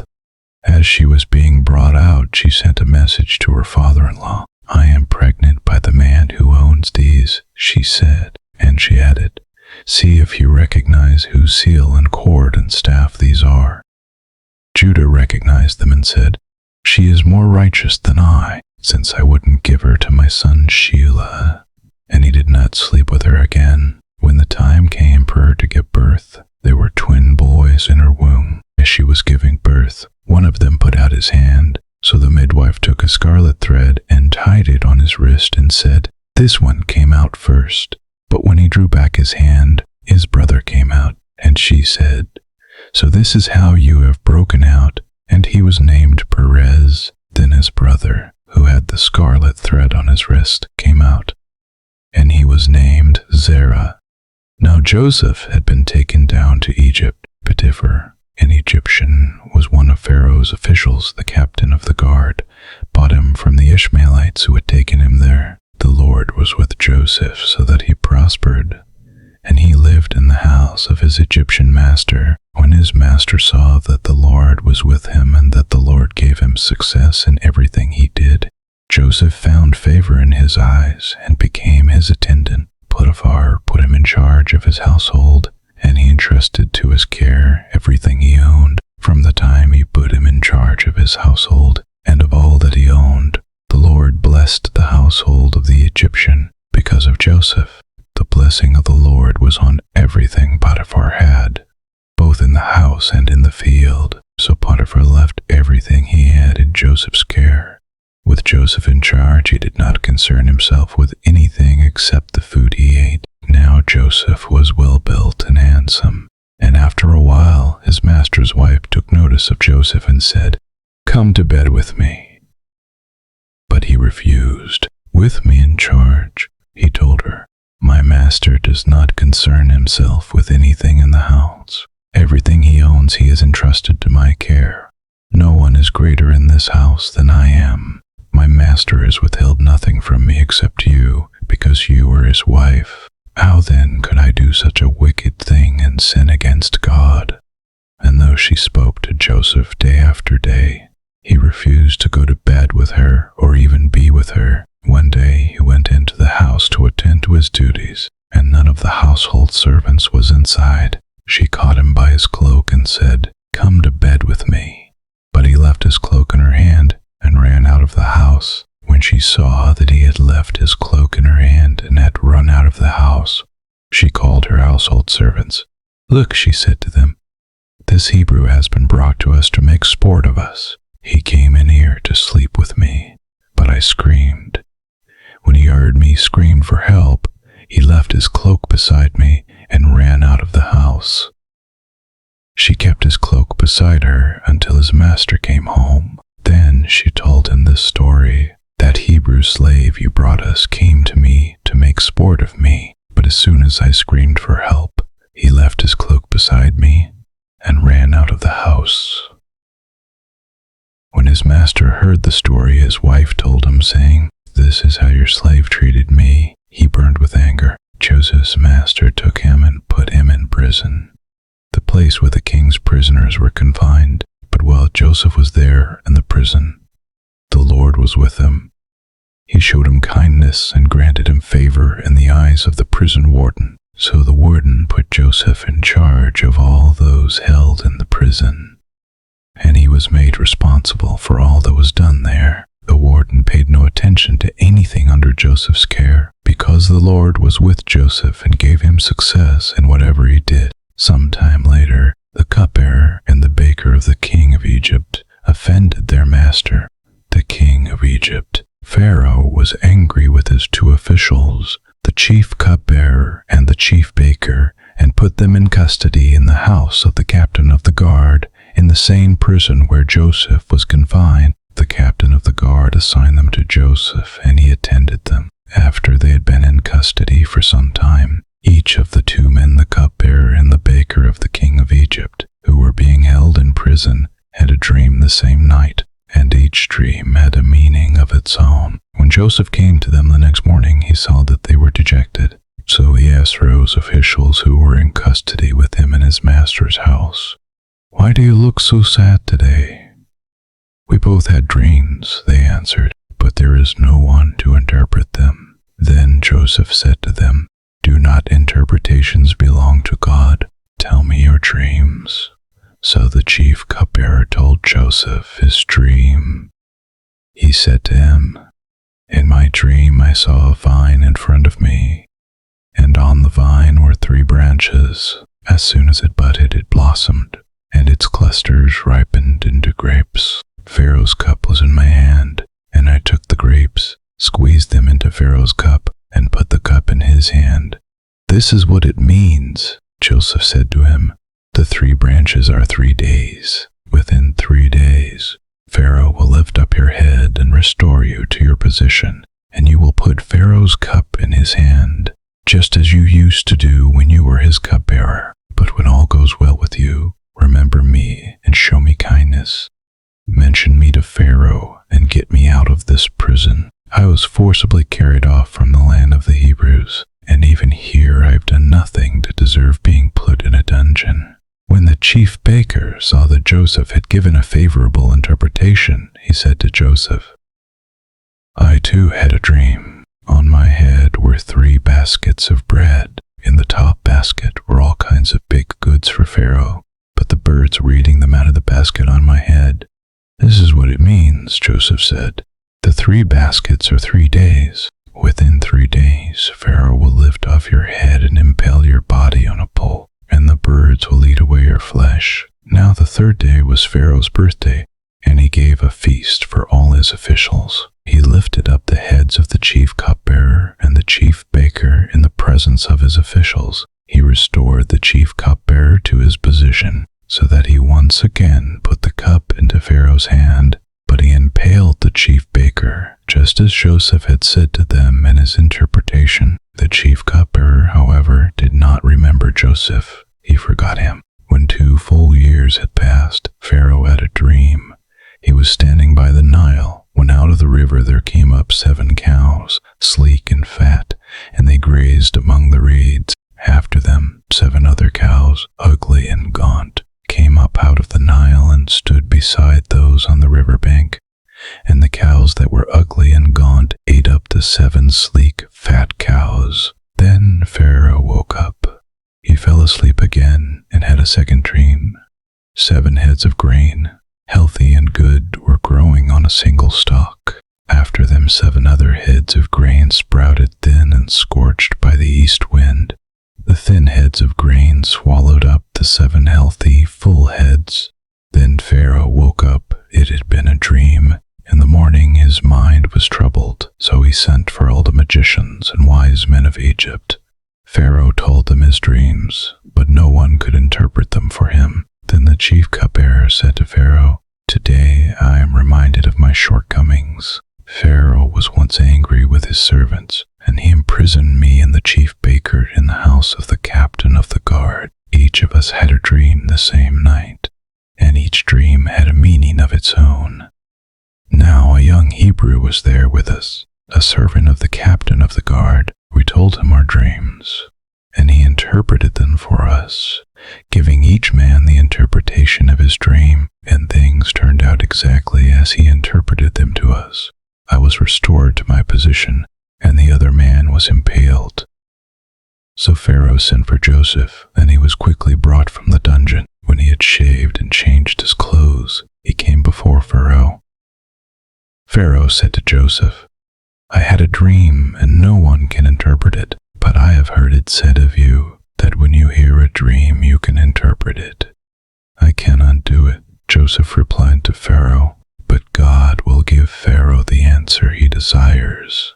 Then Pharaoh said to Joseph, "In my dream I was standing on the bank of the Nile, when out of the river there came up 7 cows, fat and sleek, and they grazed among the reeds. After them 7 other cows came up scrawny and very ugly and lean. I had never seen such ugly cows in all the land of Egypt. The lean, ugly cows ate up the 7 fat cows that came up first, but even after they ate them, no one could tell that they had done so. They looked just as ugly as before. Then I woke up. In my dream I saw 7 heads of grain, full and good, growing on a single stalk. After them 7 other heads sprouted withered and thin and scorched by the east wind. The thin heads of grain swallowed up the 7 good heads. I told this to the magicians, but none of them could explain it to me. Then Joseph said to Pharaoh, "The dreams of Pharaoh are one and the same. God has revealed to Pharaoh what he is about to do. The 7 good cows are 7 years, and the 7 good heads of grain are 7 years. It is one and the same dream. The 7 lean, ugly cows that came up afterward are 7 years, and so are the 7 worthless heads of grain scorched by the east wind. They are 7 years of famine, It is just as I said to Pharaoh. God has shown Pharaoh what he is about to do. 7 years of great abundance are coming throughout the land of Egypt, but 7 years of famine will follow them. Then all the abundance in Egypt will be forgotten, and the famine will ravage the land. The abundance in the land will not be remembered, because the famine that follows it will be so severe. The reason the dream was given to Pharaoh in 2 forms is that the matter has been firmly decided by God, and God will do it soon. And now let Pharaoh look for a discerning and wise man, and put him in charge of the land of Egypt. Let Pharaoh appoint commissioners over the land to take 1/5 of the harvest of Egypt during the 7 years of abundance. They should collect all the food of these good years that are coming, and store up the grain under the authority of Pharaoh, to be kept in the cities for food. This food should be held in reserve for the country, to be used during the 7 years of famine that will come upon Egypt, so that the country may not be ruined by the famine. The plan seemed good to Pharaoh and all his officials, so Pharaoh asked them, "Can we find anyone like this man, one in whom is the Spirit of God?" Then Pharaoh said to Joseph, "Since God has made all this known to you, there's no one so discerning and wise as you. You shall be in charge of my palace, and all my people are to submit to your orders. Only with respect to the throne will I be greater than you." So Pharaoh said to Joseph, "I hereby put you in charge of the whole land of Egypt." Then Pharaoh took his signet ring from his finger and put it on Joseph's finger. He dressed him in robes of fine linen and put a gold chain around his neck. He had him ride in a chariot as a second in command, and people shouted before him, "Make way!" Thus he put him in charge of the whole land of Egypt. Then Pharaoh said to Joseph, "I am Pharaoh, but without your word no one will lift hand or foot in all Egypt." Pharaoh gave Joseph the name Safinath-Paneah, and gave him Asenath, daughter of Potiphera, priest of On, to be his wife. And Joseph went throughout the land of Egypt. Joseph was 30 years old when he entered the service of Pharaoh, king of Egypt. And Joseph went out from Pharaoh's presence and traveled throughout Egypt. During the 7 years of abundance, the land produced plentifully. Joseph collected all the food produced in those 7 years of abundance in Egypt and stored it in the cities. In each city he put the food grown in the fields surrounding it. Joseph stored up huge quantities of grain, like the sand of the sea. It was so much that he stopped keeping records because it was beyond measure. Before the years of famine came, 2 sons were born to Joseph by Asenath, daughter of Potiphera, priest of On. Joseph named his firstborn Manasseh and said, "It is because God has made me forget all my trouble and all my father's household." The second son he named Ephraim and said, "It is because God has made me fruitful in the land of my suffering." The 7 years of abundance in Egypt came to an end, and the 7 years of famine began. Just as Joseph had said, there was famine in all the other lands, but in the whole land of Egypt there was food. When all Egypt began to feel the famine, the people cried to Pharaoh for food. Then Pharaoh told all the Egyptians, "Go to Joseph and do what he tells you." When the famine had spread over the whole country, Joseph opened all the storehouses and sold grain to the Egyptians. For the famine was severe throughout Egypt, and all the world came to Egypt to buy grain from Joseph, because the famine was severe everywhere. When Jacob learned that there was grain in Egypt, he said to his sons, "Why do you just keep looking at each other?" He continued, "I have heard that there is grain in Egypt. Go down there and buy some for us, so that we may live and not die." Then 10 of Joseph's brothers went down to buy grain from Egypt, but Jacob did not send Benjamin, Joseph's brother, with the others, because he was afraid that harm might come to him. So Israel's sons were among those who went to buy grain, for there was famine in the land of Canaan also. Now Joseph was the governor of the land, the person who sold grain to all its people. So when Joseph's brothers arrived, they bowed down to him with their faces to the ground. As soon as Joseph saw his brothers, he recognized them, but he pretended to be a stranger and spoke harshly to them. "Where do you come from?" he asked. "From the land of Canaan," they replied, "to buy food." Although Joseph recognized his brothers, they did not recognize him. Then he remembered his dreams about them and said to them, "You are spies. You have come to see where our land is unprotected." "No, my lord," they answered. "Your servants have come to buy food. We are all the sons of one man. Your servants are honest men, not spies." "No," he said to them, "you have come to see where our land is unprotected."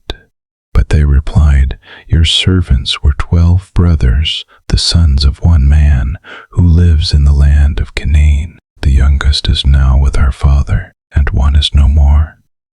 Joseph said to them, "It is just as I told you. You are spies, and this is how you will be tested. As surely as Pharaoh lives, you will not leave this place unless your youngest brother comes here. Send one of your number to get your brother. The rest of you will be kept in prison, so that your words may be tested to see if you are telling the truth. If you are not, then as surely as Pharaoh lives, you were spies." And he put them all in custody for 3 days. On the 3rd day, Joseph said to them, "Do this, and you will live, for I fear God. If you are honest men, let one of your brothers stay here in prison, while the rest of you go and take grain back for your starving households. But you must bring your youngest brother to me, so that your words may be verified, and that you may not die." This they proceeded to do. They said to one another, "Surely we are being punished because of our brother. We saw how distressed he was when he pleaded with us for his life. But we would not listen. That's why this distress has come on us." Reuben replied, "Didn't I tell you not to sin against the boy? But you wouldn't listen. Now we must give an accounting for his blood." They did not realize that Joseph could understand them, since he was using an interpreter. He turned away from them and began to weep, but then came back and spoke to them again. He had Simeon taken from them and bound before their eyes. Joseph gave orders to fill their bags with grain, to put each man's silver back in his sack, and to give them provisions for their journey. After this was done for them, they loaded their grain on their donkeys and left. At the place where they stopped for the night, one of them opened his sack to get feed for his donkey, and he saw his silver in the mouth of his sack. "My silver has been returned," he said to his brothers. "Here it is in my sack." Their hearts sank, and they turned to each other trembling and said, "What is this that God has done to us?" When they came to their father Jacob in the land of Canaan, they told him all that had happened to them. They said, "The man who is lord over the land spoke harshly to us and treated us as though we were spying on the land. But we said to him, 'We are honest men, we are not spies. We were 12 brothers, sons of one father. One is no more, and the youngest is now with our father in Canaan.' Then the man who was lord over the land said to us, 'This is how I will know whether you are honest men. Leave one of your brothers here with me, and take food for your starving households, and go. But bring your youngest brother to me, so I will know that you are not spies, but honest men. Then I will give your brother back to you, and you can trade in the land.' As they were emptying their sacks, there in each man's sack was his pouch of silver. When they and their father saw the money pouches, they were frightened. Their father Jacob said to them, 'You have deprived me of my children. Joseph is no more, and Simeon is no more. And now you want to take Benjamin. Everything is against me.' Then Reuben said to his father, 'You may put both of my sons to death if I do not bring him back to you. Entrust him to my care, and I will bring him back.' But Jacob said, 'My son will not go down there with you. His brother is dead, and he is the only one left. If harm comes to him on the journey you are taking, You will bring my gray head down to the grave in sorrow." Now the famine was still severe in the land, so when they had eaten all the grain they had brought from Egypt, their father said to them, "Go back and buy us a little more food." But Judah said to him, "The man warned us solemnly, 'You will not see my face again unless your brother is with you.' If you will send our brother along with us, we will go down and buy food for you. But if you will not send him, we will not go down, because the man said to us, 'You will not see my face again unless your brother is with you.'" Israel asked, "Why did you bring this trouble on me by telling the man you had another brother?" They replied, "The man questioned us closely about ourselves and our family. 'Is your father still living?' he asked us. 'Do you have another brother?' We simply answered his questions. How were we to know he would say, 'Bring your brother down here'?" Then Judah said to Israel his father, "Send the boy along with me, and we will go at once, so that we and you and our children may live and not die. I myself will guarantee his safety. You can hold me personally responsible for him. If I do not bring him back to you and set him here before you, I will bear the blame before you all my life. As it is, if we had not delayed, we could have gone and returned twice." Then their father Israel said to them, "If it must be, then do this. Put some of the best products of the land in your bags, and take them down to the man as a gift, a little balm and a little honey, some spices and myrrh, some pistachio nuts and almonds. Take double the amount of silver with you, for you must return the silver that was put back into the mouths of your sacks. Perhaps it was a mistake. Take your brother also and go back to the man at once.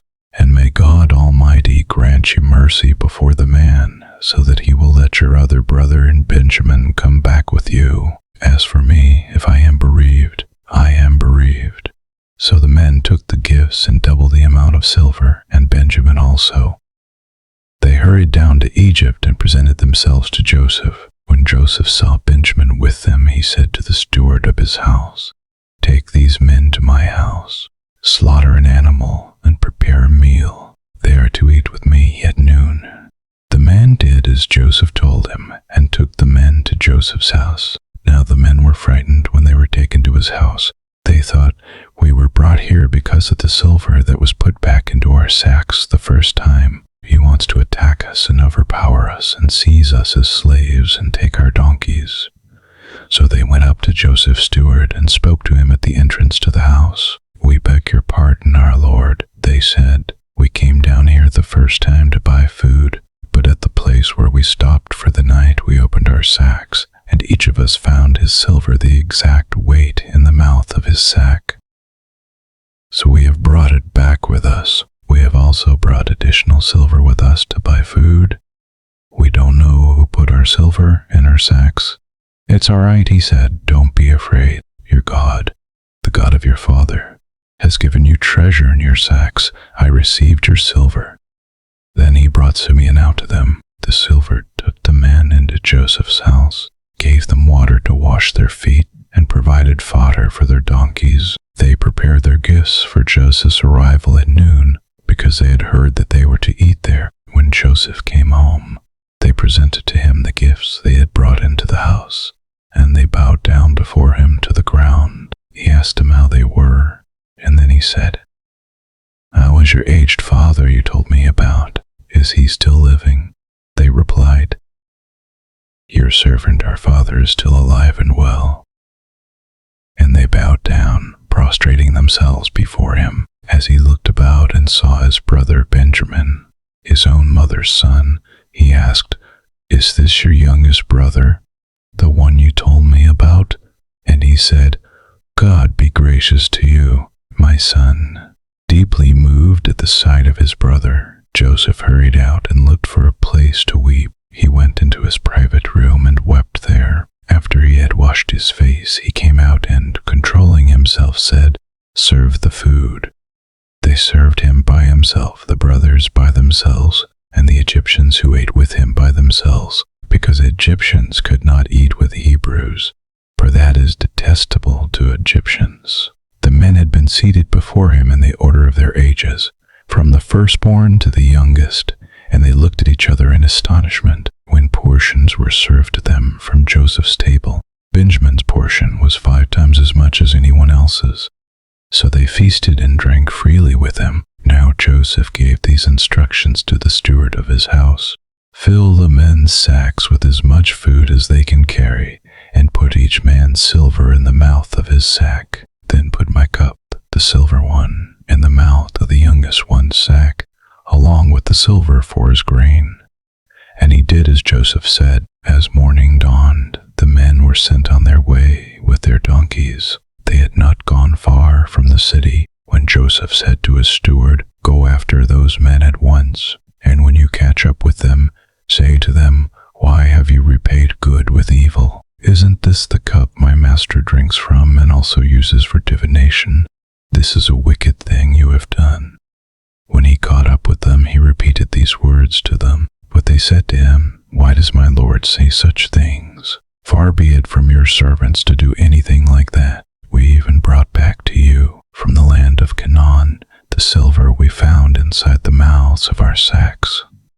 So why would we steal silver or gold from your master's house? If any of your servants is found to have it, he will die, and the rest of us will become my Lord's slaves."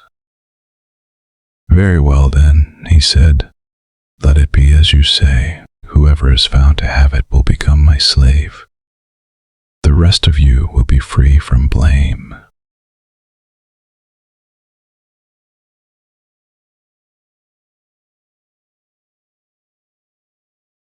Then the steward proceeded to search, beginning with the oldest and ending with the youngest. And the cup was found in Benjamin's sack. At this they tore their clothes. Then they all loaded their donkeys and returned to the city. Joseph was still in the house when Judah and his brothers came in, and they threw themselves to the ground before him. Joseph said to them, "What is this you have done? Don't you know that a man like me can find things out by divination?" "What can we say to my Lord?" Judah replied. "What can we say? How can we prove our innocence? God has uncovered your servant's guilt. We are now my Lord's slaves, we ourselves, and the one who was found to have the cup." But Joseph said, "Far be it from me to do such a thing. Only the man who was found to have the cup will become my slave. The rest of you, go back to your father in peace." Then Judah went up to him and said, "Pardon your servant, my lord. Let me speak a word to my lord. Do not be angry with your servant, though you are equal to Pharaoh himself." My lord asked his servants, "Do you have a father or a brother?" And we answered, "We have an aged father, and there is a young son born to him in his old age. His brother is dead, and he is the only one of his mother's sons left, and his father loves him." Then you said to your servants, "Bring him down to me, so I can see him for myself." And we said to my lord, "The boy cannot leave his father. If he leaves him, his father will die." But you told your servants, "Unless your youngest brother comes down with you, you will not see my face again." When we went back to your servant, my father, we told him what my lord had said. Then our father said, "Go back and buy a little more food." But we said, "We cannot go down. Only if our youngest brother is with us will we go. We cannot see the man's face unless our youngest brother is with us." Your servant. My father said to us, "You know that my wife bore me 2 sons. One of them went away from me." And I said, "He has surely been torn to pieces, and I have not seen him since. If you take this one from me too, and harm comes to him, you will bring my gray head down to the grave in misery. So now, if the boy is not with us when I go back to your servant, my father, and if my father, whose life is closely bound up with the boy's life, sees that the boy isn't there, he will die. Your servants will bring the gray head of our father down to the grave in sorrow. Your servant guaranteed the boy's safety to my father. I said, if I do not bring him back to you, I will bear the blame before you, my father, all my life. Now then, please let your servant remain here as my lord's slave in place of the boy, and let the boy return with his brothers. How can I go back to my father if the boy is not with me? No, do not let me see the misery that would come on my father. Then Joseph could no longer control himself before all his attendants, and he cried out, "Have everyone leave my presence." So there was no one with Joseph when he made himself known to his brothers, and he wept so loudly that the Egyptians heard him, and Pharaoh's household heard about it. Joseph said to his brothers, "I am Joseph. Is my father still living?" But his brothers were not able to answer him because they were terrified at his presence. Then Joseph said to his brothers, "Come close to me." When they had done so, he said, "I am your brother Joseph, the one you sold into Egypt. And now do not be distressed, and do not be angry with yourselves for selling me here, because it was to save lives that God sent me ahead of you. For 2 years now there has been famine in the land, and for the next 5 years there will be no plowing and reaping. But God sent me ahead of you to preserve for you a remnant on earth and to save your lives by a great deliverance. So then, it was not you who sent me here, but God. He made me father to Pharaoh, lord of his entire household and ruler of all Egypt. Now hurry back to my father and say to him, 'This is what your son Joseph says. God has made me lord of all Egypt. Come down to me. Don't delay. You shall live in the region of Goshen and be near me, you, your children and grandchildren, your flocks and herds and all you have. I will provide for you there, because 5 years of famine are still to come. Otherwise, you and your household and all who belong to you will become destitute. You can see for yourselves, and so can my brother Benjamin, that it is really I who am speaking to you. Tell my father about all the honor accorded me in Egypt and about everything you have seen, and bring my father down here quickly." Then he threw his arms around his brother Benjamin and wept, and Benjamin embraced him, weeping. And he kissed all his brothers and wept over them. Afterward his brothers talked with him. When the news reached Pharaoh's palace that Joseph's brothers had come, Pharaoh and all his officials were pleased. Pharaoh said to Joseph, "Tell your brothers, do this. Load your animals and return to the land of Canaan, and bring your father and your families back to me. I will give you the best of the land of Egypt, and you can enjoy the fat of the land." You are also directed to tell them, "Do this, take some carts from Egypt for your children and your wives, and get your father and come. Never mind about your belongings, because the best of all Egypt will be yours." So the sons of Israel did this. Joseph gave them carts, as Pharaoh had commanded, and he also gave them provisions for their journey. To each of them he gave new clothing. But to Benjamin he gave 300 shekels of silver and 5 sets of clothes. And this is what he sent to his father: 10 donkeys loaded with the best things of Egypt, and 10 female donkeys loaded with grain and bread and other provisions for his journey. Then he sent his brothers away. And as they were leaving, he said to them, "Don't quarrel on the way." So they went up out of Egypt and came to their father Jacob in the land of Canaan. They told him, "Joseph is still alive. In fact, he is ruler of all Egypt." Jacob was stunned. He did not believe them. But when they told him everything Joseph had said to them, and when he saw the carts Joseph had sent to carry him back, the spirit of their father Jacob revived, and Israel said, "I'm convinced my son Joseph is still alive. I will go and see him before I die." So Israel set out with all that was his, and when he reached Beersheba, he offered sacrifices to the God of his father Isaac. And God spoke to Israel in a vision at night and said, "Jacob, Jacob." "Here I am," he replied. "I am God, the God of your father," he said. "Do not be afraid to go down to Egypt. for I will make you into a great nation there. I will go down to Egypt with you, and I will surely bring you back again, and Joseph's own hand will close your eyes." Then Jacob left Beersheba, and Israel's sons took their father Jacob and their children and their wives in the carts that Pharaoh had sent to transport him. So Jacob and all his offspring went to Egypt, taking with them their livestock and the possessions they had acquired in Canaan. Jacob brought with him to Egypt his sons and grandsons and his daughters and granddaughters, all his offspring. These are the names of the sons of Israel, Jacob and his descendants, who went to Egypt. Reuben, the firstborn of Jacob. The sons of Reuben, Hanok, Palu, Hezron, and Carmi. The sons of Simeon, Jemuel, Jamin, Ohad, Jachin, Zohar, and Shaul, the son of a Canaanite woman. The sons of Levi, Gershon, Kohath, and Merari. The sons of Judah, Onan, Shelah, Perez, and Zerah. But and Onan had died in the land of Canaan. The sons of Perez, Hezron, and Hamul. The sons of Issachar, Tola, Puah, Jeshub, and Shimron. The sons of Zebulun, Sered, Elon, and Jalil. These were the sons Leah bore to Jacob in Paddan Aram, besides his daughter Dinah.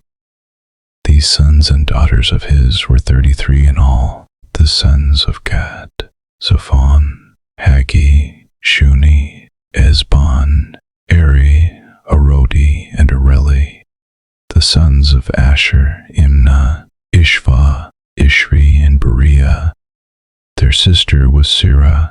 The sons of Beriah, Heber, and Malchiel. These were the children born to Jacob by Zilpah, whom Laban had given to his daughter Leah, 16 in all.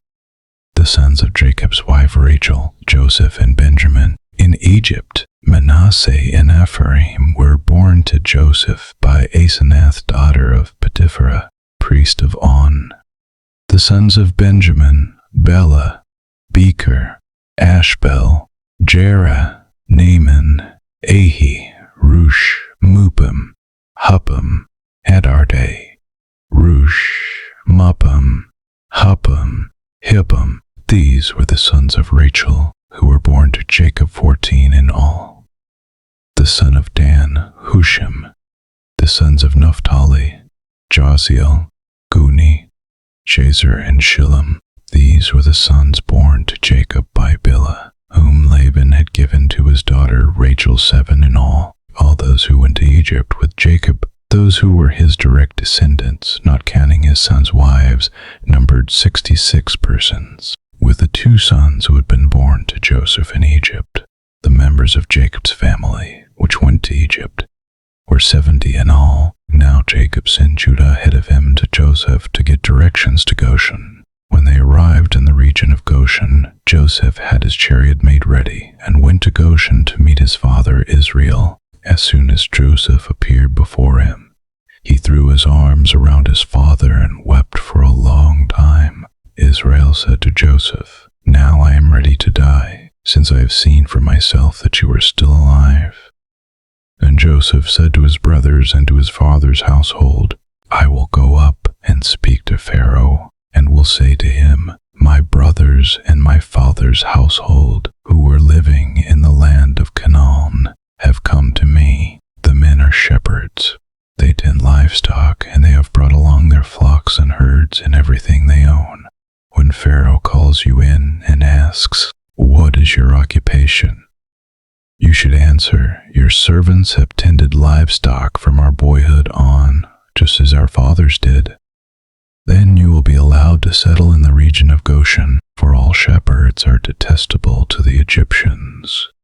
Joseph went and told Pharaoh, "My father and brothers, with their flocks and herds and everything they own, have come from the land of Canaan and are now in Goshen."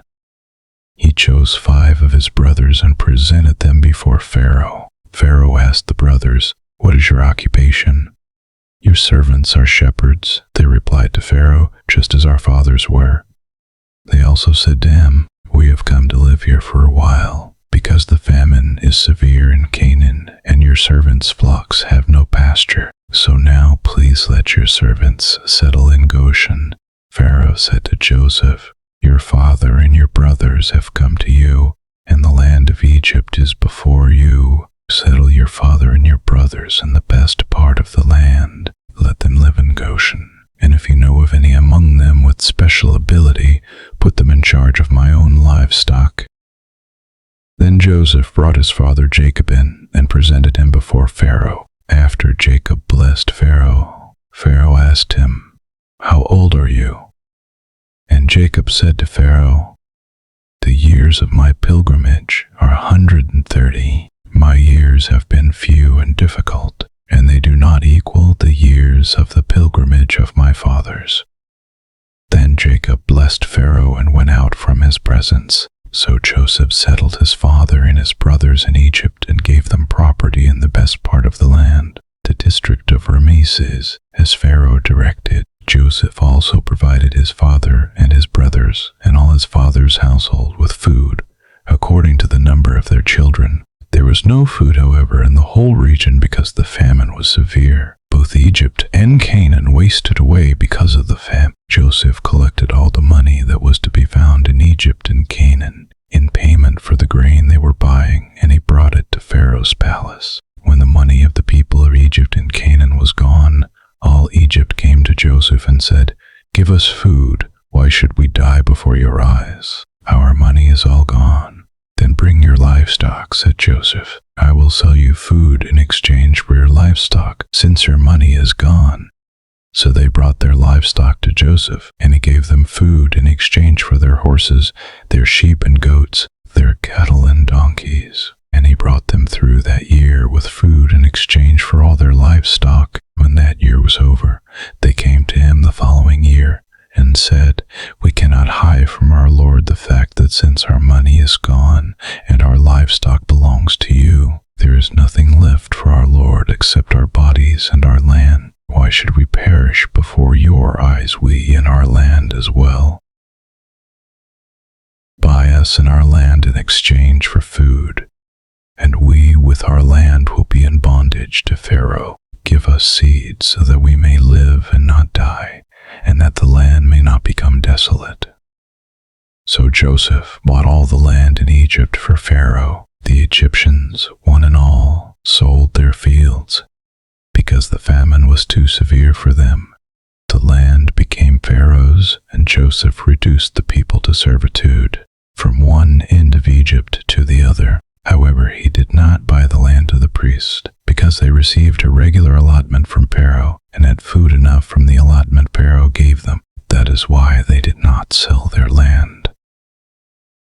Joseph said to the people, "Now that I have bought you and your land today for Pharaoh, here is seed for you, so you can plant the ground. But when the crop comes in, give a fifth of it to Pharaoh. The other 4/5 you may keep as seed for the fields and as food for yourselves and your households and your children." "You saved our lives," they said. "May we find favor in the eyes of our Lord. We will be in bondage to Pharaoh." So Joseph established it as a law concerning land in Egypt still in force today, that 1/5 of the produce belongs to Pharaoh. It was only the land of the priests that did not become Pharaoh's. Now the Israelites settled in Egypt in the region of Goshen. They acquired property there and were fruitful and increased greatly in number. Jacob lived in Egypt 17 years, and the years of his life were 147. When the time drew near for Israel to die, he called for his son Joseph and said to him, "If I have found favor in your eyes, put your hand under my thigh and promise that you will show me kindness and faithfulness. Do not bury me in Egypt, but when I rest with my fathers, carry me out of Egypt and bury me where they are buried." "I will do as you say," he said. "Swear to me," he said. Then Joseph swore to him, and Israel worshipped as he leaned on the top of his staff. Sometime later Joseph was told, "Your father is ill." So he took his 2 sons, Manasseh and Ephraim, along with him. When Jacob was told, "Your son Joseph has come to you," Israel rallied his strength and sat up on the bed. Jacob said to Joseph, God Almighty appeared to me at Luz in the land of Canaan, and there he blessed me and said to me, I am going to make you fruitful and increase your numbers. I will make you a community of peoples, and I will give this land as an everlasting possession to your descendants after you. Now then, your 2 sons born to you in Egypt, before I came to you here, will be reckoned as mine. Ephraim and Manasseh will be mine, just as Reuben and Simeon are mine. Any children born to you after them will be yours. In the territory they inherit, they will be reckoned under the names of their brothers. As I was returning from Paddan, to my sorrow Rachel died in the land of Canaan while we were still on the way, a little distance from Ephrath. So I buried her there beside the road to Ephrath, that is, Bethlehem. When Israel saw the sons of Joseph, he asked, Who are these? They are the sons God has given me here, Joseph said to his father. Then Israel said, Bring them to me, so I may bless them. Now Israel's eyes were failing because of old age, and he could hardly see. So Joseph brought his sons close to him, and his father kissed them and embraced them. Israel said to Joseph, I never expected to see your face again, and now God has allowed me to see your children too. Then Joseph removed them from Israel's knees and bowed down with his face to the ground, and Joseph took both of them, Ephraim on his right toward Israel's left hand, and Manasseh on his left toward Israel's right hand, and brought them close to him. But Israel reached out his right hand and put it on Ephraim's head, though he was the younger, and crossing his arms, he put his left hand on Manasseh's head, even though Manasseh was the firstborn. Then he blessed Joseph and said, May the God before whom my fathers Abraham and Isaac walked faithfully, the God who has been my shepherd all my life to this day, the angel who has delivered me from all harm, may he bless these boys. May they be called by my name and the names of my fathers, Abraham and Isaac, and may they increase greatly on the earth. When Joseph saw his father placing his right hand on Ephraim's head, he was displeased. So he took hold of his father's hand to move it from Ephraim's head to Manasseh's head. Joseph said to him, No, my father, this one is the firstborn. Put your right hand on his head. But his father refused and said, I know, my son, I know. He too will become a people, and he too will become great. Nevertheless, his younger brother will be greater than he, and his descendants will become a group of nations. He blessed them that day and said, In your name will Israel pronounce this blessing. May God make you like Ephraim and Manasseh. So he put Ephraim ahead of Manasseh. Then Israel said to Joseph, I am about to die, but God will be with you and take you back to the land of your fathers, and to you I give one more ridge of land than to your brothers, the ridge I took from the Amorites with my sword and my bow. Then Jacob called for his sons and said, Gather around, so I can tell you what will happen to you in days to come. Assemble and listen, sons of Jacob. Listen to your father Israel. Reuben, you are my firstborn, my might, the first sign of my strength, excelling in honor, excelling in power. Turbulent as the waters, you will no longer excel. For you went up onto your father's bed, onto my couch, and defiled it. Simeon and Levi are brothers. Their swords are weapons of violence. Let me not enter their council. Let me not join their assembly. For they have killed men in their anger and hamstrung oxen as they pleased. Cursed be their anger, so fierce, and their fury so cruel. I will scatter them in Jacob and disperse them in Israel. Judah, your brothers will praise you. Your hand will be on the neck of your enemies. Your father's sons will bow down to you. You are a lion's cub, Judah. You return from the prey, my son. Like a lion he crouches and lies down. Like a lion he crouches and lies down. Like a lioness who dares to rouse him. The scepter will not depart from Judah, nor the ruler's ruler's staff from between his feet, until he to whom it belongs shall come, and the obedience of the nations shall be his. He will tether his donkey to a vine, his colt to the choicest branch. He will wash his garments in wine, his robes in the blood of grapes. His eyes will be darker than wine, his teeth whiter than milk. Zebulun will live by the seashore and become a haven for ships. His border will extend toward Sidon. Issachar is a raw-boned donkey lying down among the sheep pens. When he sees how good is his resting place and how pleasant is his land, he will bend his shoulder to the burden and submit to forced labor. Dan will provide justice for his people as one of the tribes of Israel. Dan will be a snake by the roadside, a viper along the path that bites the horse's heels so that its rider tumbles backward. I look for your deliverance, Lord. Gad will be attacked by a band of raiders, but he will attack them at their heels. Asher's food will be rich. He will provide delicacies fit for a king. Naphtali is a doe set free that bears beautiful fawns. Joseph is a fruitful vine near a spring, whose branches climb over a wall. With bitterness archers attacked him.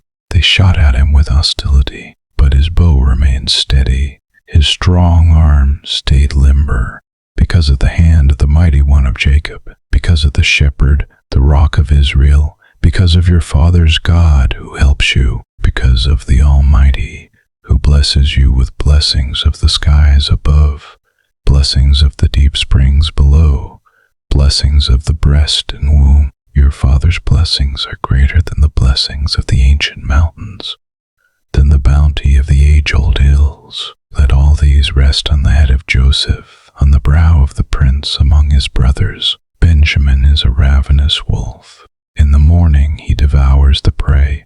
In the evening he divides the plunder. All these are the 12 tribes of Israel, and this is what their father said to them when he blessed them, giving each the blessing appropriate to him. Then he gave them these instructions. I am about to be gathered to my people. Bury me with my fathers in the cave in the field of Ephron the Hittite, the cave in the field of Machpelah, near Mamre in Canaan, which Abraham bought along with the field as a burial place from Ephron the Hittite. There Abraham and his wife Sarah were buried. There Isaac and his wife Rebekah were buried, and there I buried Leah. The field and the cave in it were bought from the Hittites. When Jacob had finished giving instructions to his sons, he drew his feet up into the bed, breathed his last, and was gathered to his people. Joseph threw himself on his father and wept over him and kissed him. Then Joseph directed the physicians in his service to embalm his father Israel. So the physicians embalmed him, taking a full 40 days, for that was the time required for embalming. And the Egyptians mourned for him 70 days. When the days of mourning had passed, Joseph said to Pharaoh's court, If I have found favor in your eyes, speak to Pharaoh for me. Tell him, my father made me swear an oath and said, I am about to die. Bury me in the tomb I dug for myself in the land of Canaan. Now let me go up and bury my father, then I will return. Pharaoh said, Go up and bury your father as he made you swear to do.